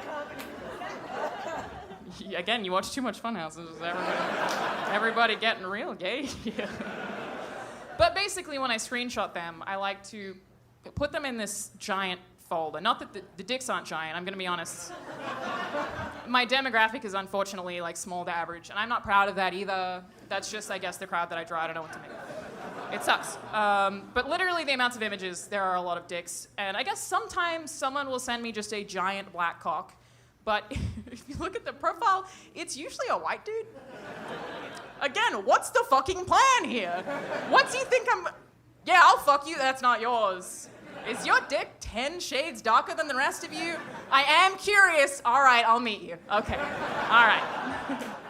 But first step, basically what I do, screenshot the dicks, and I put them all in a folder, and then I order the folder from small to large. But like, there's a bit of science there. You gotta treat it kind of like your Pokemon deck, like maybe the Charizard's the cooler card, but it still has to be kind of in order. But like, if there's one that has more girth than one that's slightly lengthier, I'll still put like the girthier one higher. If you want to talk to me about this afterwards, I'm happy to consult. I can send you my PowerPoint presentation. But then, just like trading Pokemon cards, if a guy sends me a picture of his dick, what I've started doing is I will send him back a slightly larger dick. But just a little. It's only like 5 pictures larger. It's not terribly huge because they have to see it and be like, oh, that's close, but it is wider than mine. Or like, I have that weird curve and his is straight. So you really gotta play to their insecurities when you send that dick pic right back at them. And you hit them with something comparable, but it still makes them insecure, and that's what I live off of. But then their response is usually something like, what the fuck, why would you send me a dick pic? That's disgusting. And then what you do is just copy-paste every response they ever send to you.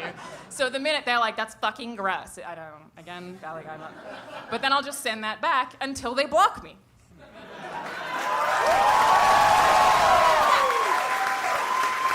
And it has worked for me brilliantly.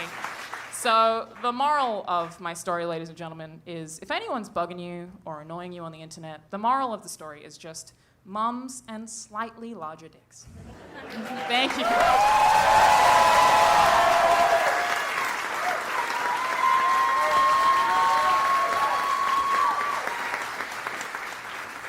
Can't wait till her coffee table book comes out. I got a great title for it. It's called Small to Large. It's gonna be great. We are down to your final 2 comics. How are we feeling, North Door?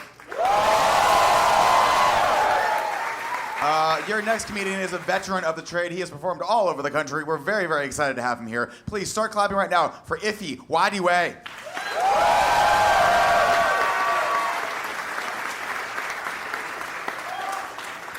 How's everybody doing? Everyone doing good? Huh?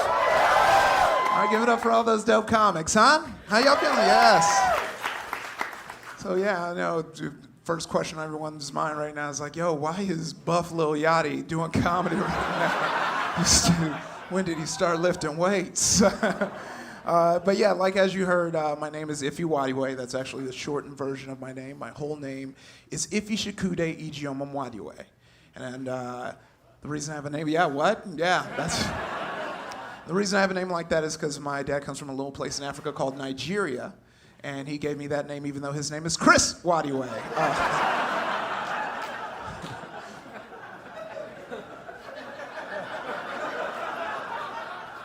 And I'd always give him a bunch of shit about it. I'd be like, Dad, why would you give me this name? He was like, Ify, I give you this name because it's a traditional Nigerian name. Everyone in Nigeria has a name like this. I just wanted to bring it to America. I was like, oh, okay. That's noble. There's a cause behind that, you know? Cool. But then I went to Nigeria and met my cousins Barbara, Michael, and my uncle Tupac. So I was like, oh, okay. My dad was like real weird. Everywhere I went, like he dressed me up in a suit when I was little. And and I grew up in Compton, California, the hood, you know? So I just always looked like I had a court date. It was like, who is this thug ass baby. Always going to court. You know, what's up with that? But the tables have turned. I'm a dad now. I have a daughter. Yeah. All right, don't clap too much. I can leave today and never come back. You know, it's like I'm out. Go out for cigarettes. Or in my case, muscle milk. No, I wouldn't. She's great. It's crazy. The only thing that sucks is I feel like I just look too young to be a dad, so no one's ever excited to see me when I'm with my daughter out about in the world. Like everyone puts this whole idea in their head like I was a star quarterback, and me and the cheerleader got together. I knocked her up, and I lost my scholarship to USC. And I was like, no, I just look young as hell, you know? Every time I pass an old black man, he's like, should have kept your head in the books, boys. Like, that's not my story. Like, what are you talking about? But I do feel like I don't have things that you need to be a father. Like, I feel like there's certain things you need to be a dad. Like, you need to be wearing sandals with socks, number one. Number two, you need to care way too much about grills. Like, yeah, that's a Coleman right there. That's how you heat some meat, you know? And the third thing is you need that dad voice, you know? You remember that dad voice where you hear it and you stop and it's like, hey! You're like, oh, is it gonna hit me? You know, like I don't have that yet. I don't have a dad voice. I have a voice that commands authority. I have a voice that commands a Target employee to open the glass case so I can get a video game. Excuse me, I need some more Zeldas in the cart, please.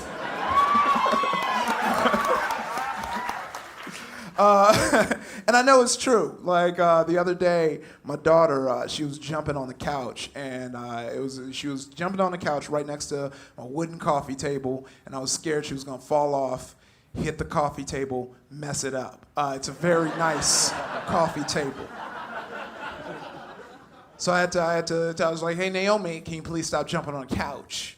And she kept jumping on the couch. So I was like, okay, I gotta raise my voice a little. You know, I was like, hey Naomi, can you please stop jumping on the couch? Still jumping on the couch. So I stood up, you know, I was like, it's time to get buck. So I stood up, put my chest out a little bit, and I was like, hey, Naomi, I already asked you like 2 times. I don't want to ask you again. Can you please stop jumping on the couch? And she did stop. But then when she stopped, she cocked her head. Almost as to be like, nigga, who are you talking to? And I was stuck because, like, on the one hand, as her father, I did want to keep her safe so she doesn't fall off and ruin coffee tables. But on the other hand, as a male feminist, I don't want her to respect men.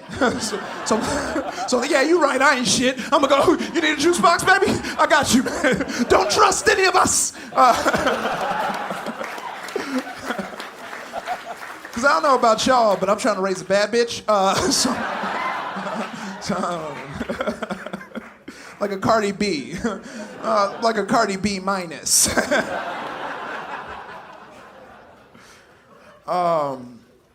It was wild. The dick pic thing was real funny. Mostly because, like, I don't get the confidence of dick pics. Like, I've never been that confident in my dick. Hard or soft, never. Like, anytime she was like, yeah, baby, what it look like? I'm like, oof, okay. I have to buy those eBay boxes, get the lighting right, you know? There's only been one instance in my life where I sent an unsolicited dick pic, and it was on accident. And it was to all the members of my sketch team. Because Draymond Green's dick pic leaked. And I was like, oh, me and Draymond Green have the same dick. And I took a picture of my dick, went into Instacollage, put it side by side, and sent it to 5 black men.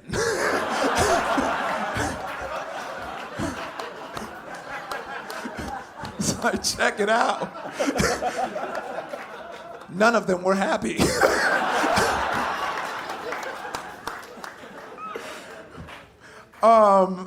Have y'all tried to buy soap recently? This is the worst segue. Y'all buying soap? Y'all buying soap in here? Where my soap homies at? I laugh about soap because it's like so gendered. It's so split up. Like if you go down the aisle marketed towards women, it's like empowered pomegranate, champagne showers. But what's the smells the guys get, huh? What's the smell, you know? sawdust, dirt, horse nuts. Who decided we smell like that, you know?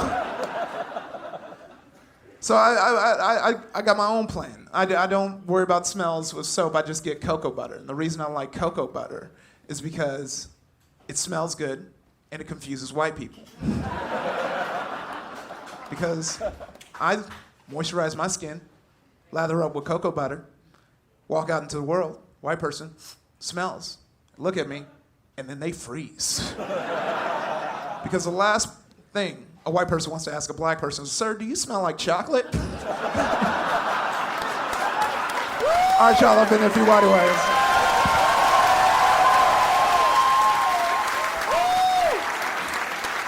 One more time for Ify Nwadiwe.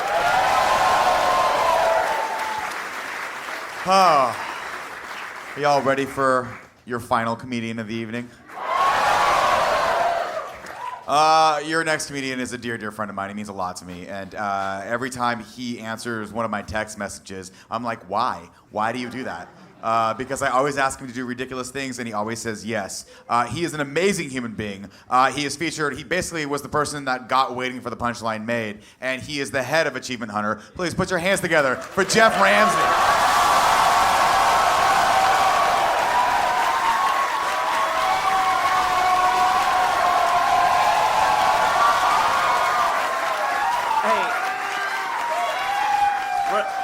All right, shut the fuck up. We're not starting yet. Nick, I don't want to be a pain. Can you adjust the mic for me briefly? I'm not being a prima donna. Exactly. I'll explain it. If you could just raise it up and then this way a little bit. And then down. Yeah. Typically, I would do. I appreciate it. Thanks. Get off. Yeah. Typically, I would do it myself, but it's fucking hot and sweaty in here, and my set is on my hands.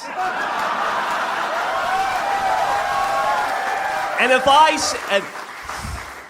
stay cool. I'm not nervous. I just don't want to sweat. If I sweat, we're fucked. You know what? I'm gonna do something comedians don't do very often, I assume. I don't know. Do they?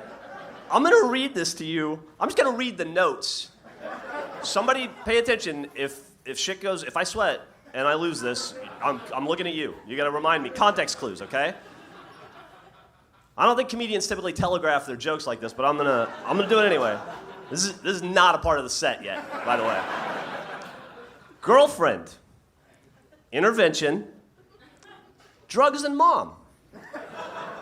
Why do? With an arrow from drugs and mom. This side's a little harder to read because I'm left-handed and I had to write with my right. Horror, fart, two shits. Park shit. And that one's kind of, is that a yeah. Can I be honest with you guys about something?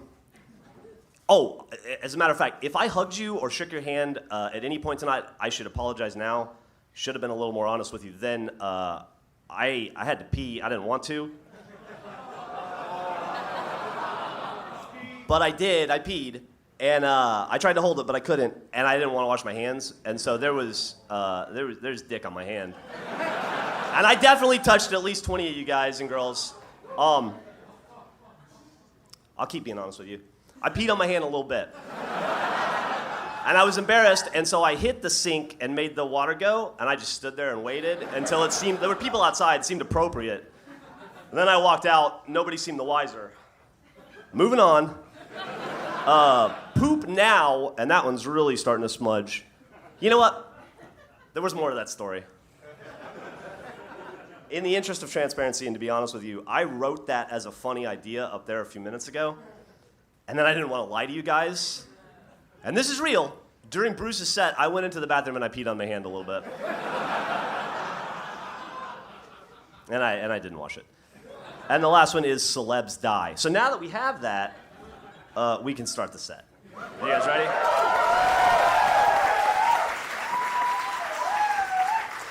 This is gonna take either 2 minutes or 20, I have no idea. Girlfriend.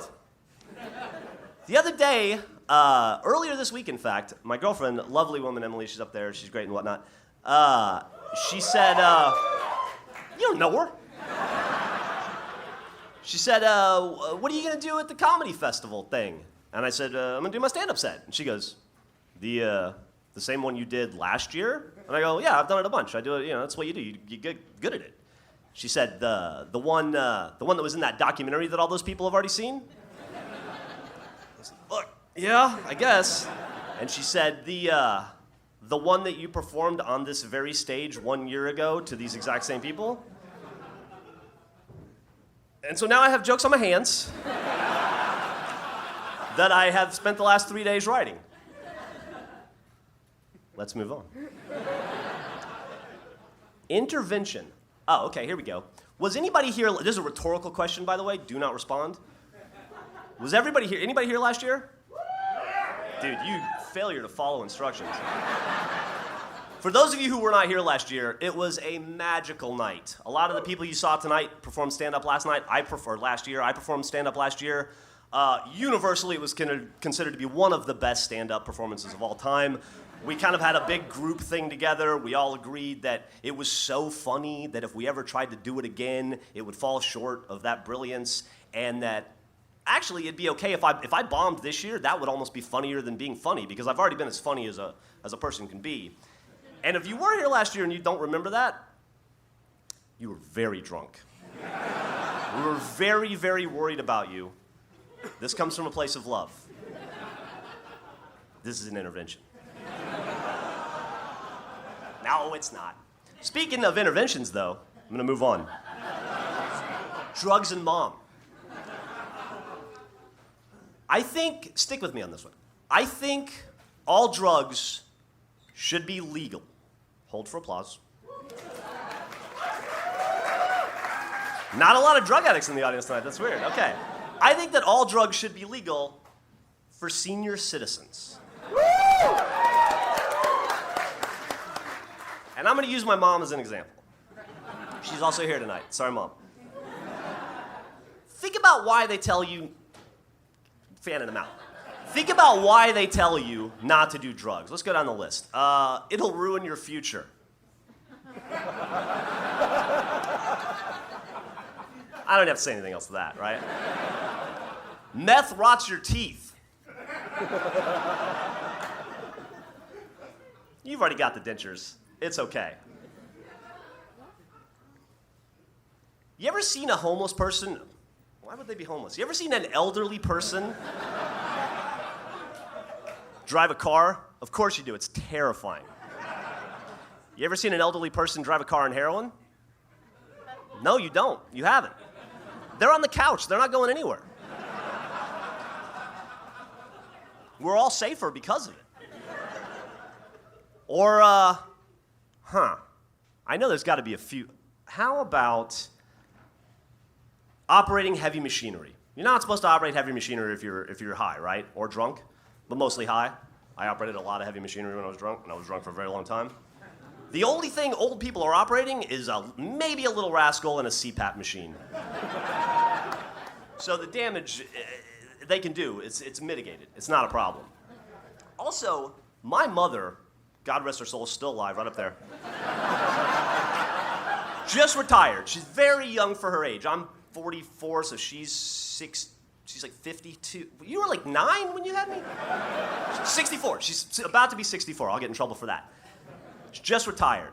Since she retired, she's become a thrill junkie seeker person. She's jumped out of planes. She's bungee jumping. My 64-year-old mother is going to throw a hip bungee jumping. That's more dangerous than drugs. My mom went on the world's largest zip line. That's not a joke. She really did it. She took my daughter, too. It was terrifying. At her advanced age, I got to think ziplining is way more dangerous than mainlining. That covered drugs, mom, and why do? Horror. We'll move on to that. My life is like a horror movie. At all times.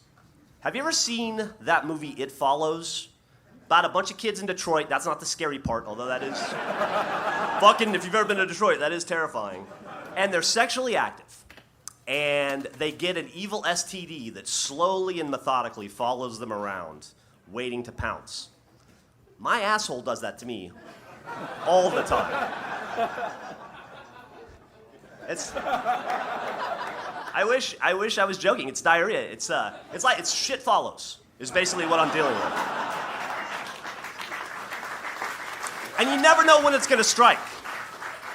I quit drinking and I thought I'd be okay. I thought, well, if you follow Achievement Hunter content, you know that I shit my pants a lot. I always attribute it to the alcohol. But now I'm sober. I've been sober for 2 years, and the shit hasn't slowed down. Yeah. You realize you're clapping for a quitter, right? I couldn't win. I shit my pants twice in the last month. Fully sober. It's the fucking worst. And there's never a good time to shit your pants. But there's some times when it would be better than the ways I shit my pants. I wish this was, I mean, maybe it's funny, but it's not a joke. I wish it was a joke. The other day, I shit my pants, maybe a month ago, looking at my toilet. I was in my bedroom, I got up to go to the bathroom, I can see the fucking toilet. I walked to it, I'm 3 feet away from it, and just out of the blue, my butt said, close enough. It was a big, dirty, bad one, too. However, the other day, I was on vacation in California, and I went to this bookstore in Big Sur, California. It was nestled in the redwoods. It was a beautiful little log cabin. It was the Henry Miller Library. It was gorgeous. If you've ever been there, it's beautiful. There's an ocean and water. Water plays a part in this later. And I walk into the bookstore. I love books. I'm very well read. I was like, I'm among my people. I look at them. They all look like they're better than me. They think they're better than me. I go, yeah, this makes sense. I pick up the first book. I even remember the book. It was Crime and Punishment by Fyodor Dostoevsky. And I ended up buying that book, but not from that bookstore, because I had to get out of there. The second I pick up the book and I open it, I fart. A really bad, smelly, loud fart. The kind of fart that I used to save up all day for, just hoping Gavin would come in at some point. And I could just let it go. And it just caught me by surprise. I was more shocked than they were.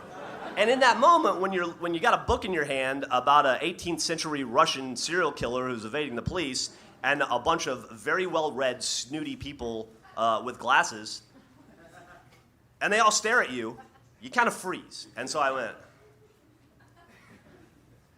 went back to the book. Most people turned around, except one woman right in front of me, and I hope I never forget this bitch.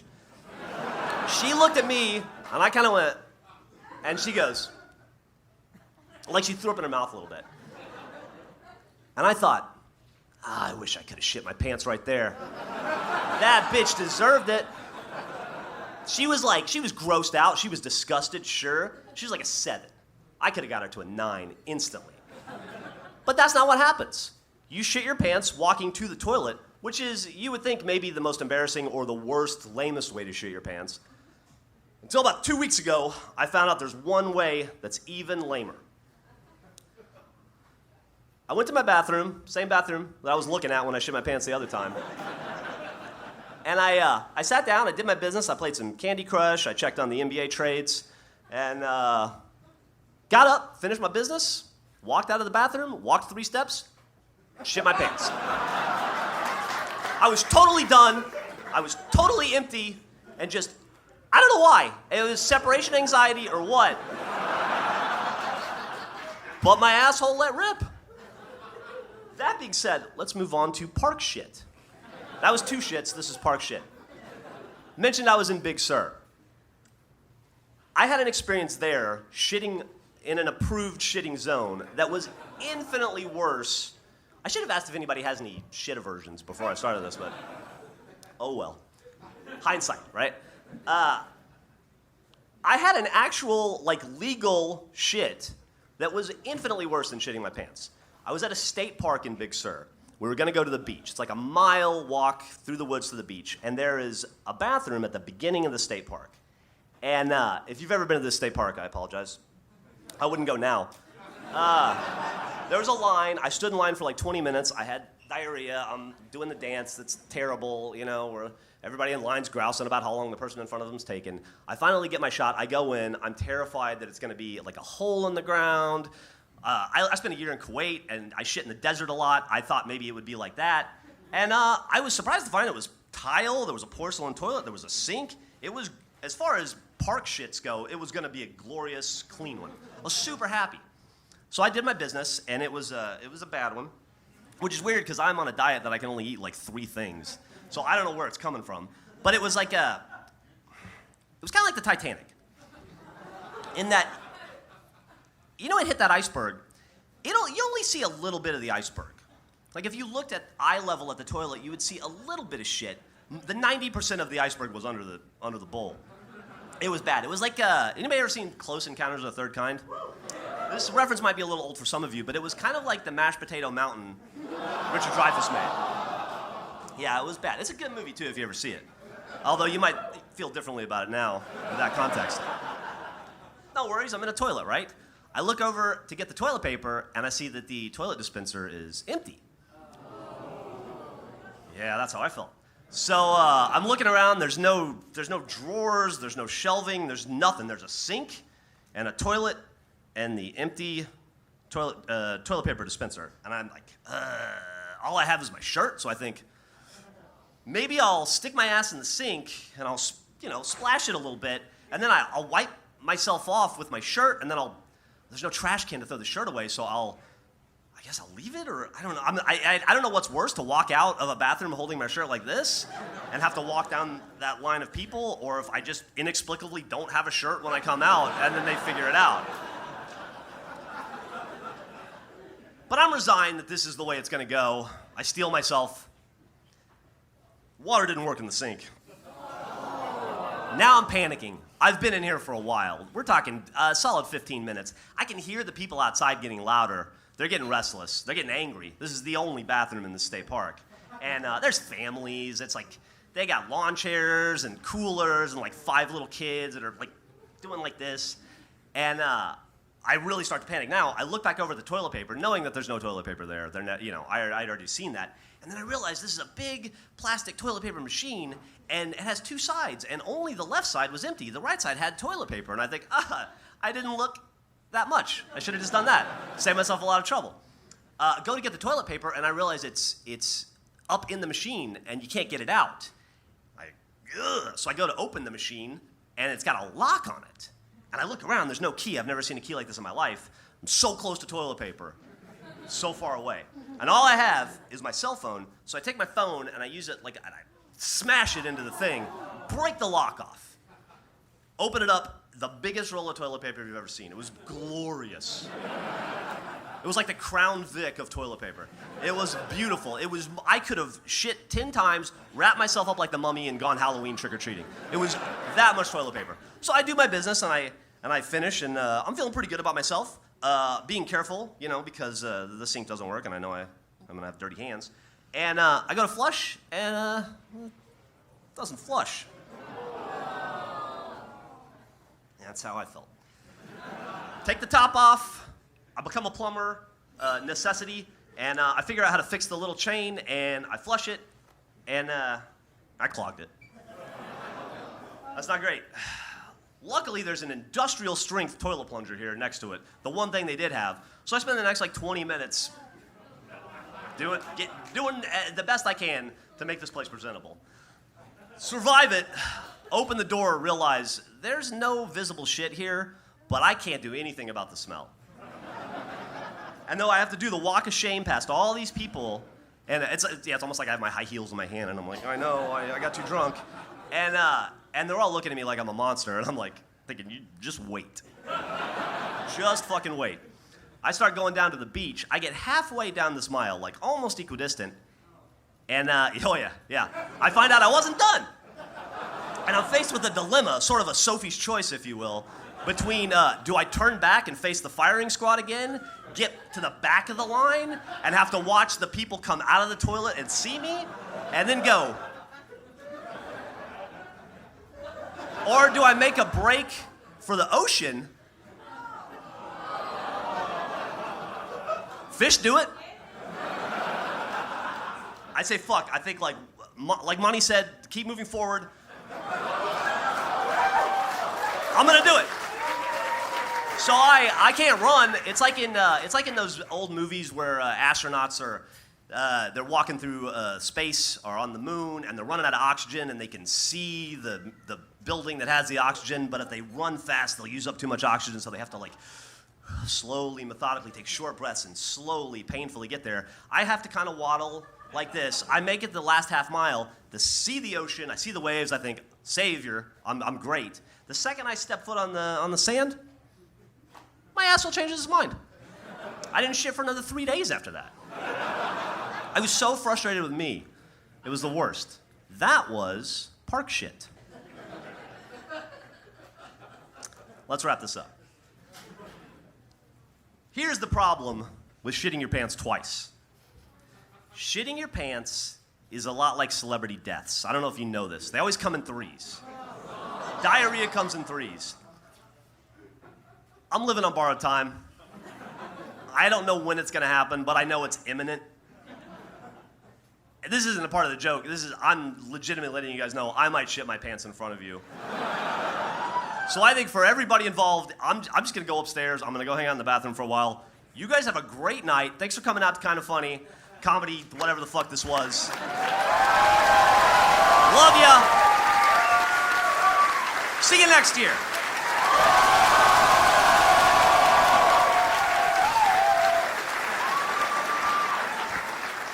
One more time for Geoff Ramsey. One more time for all the comics you saw tonight.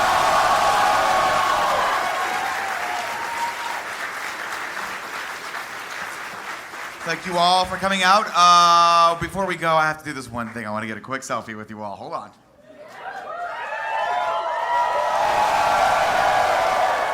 Look at these beautiful people.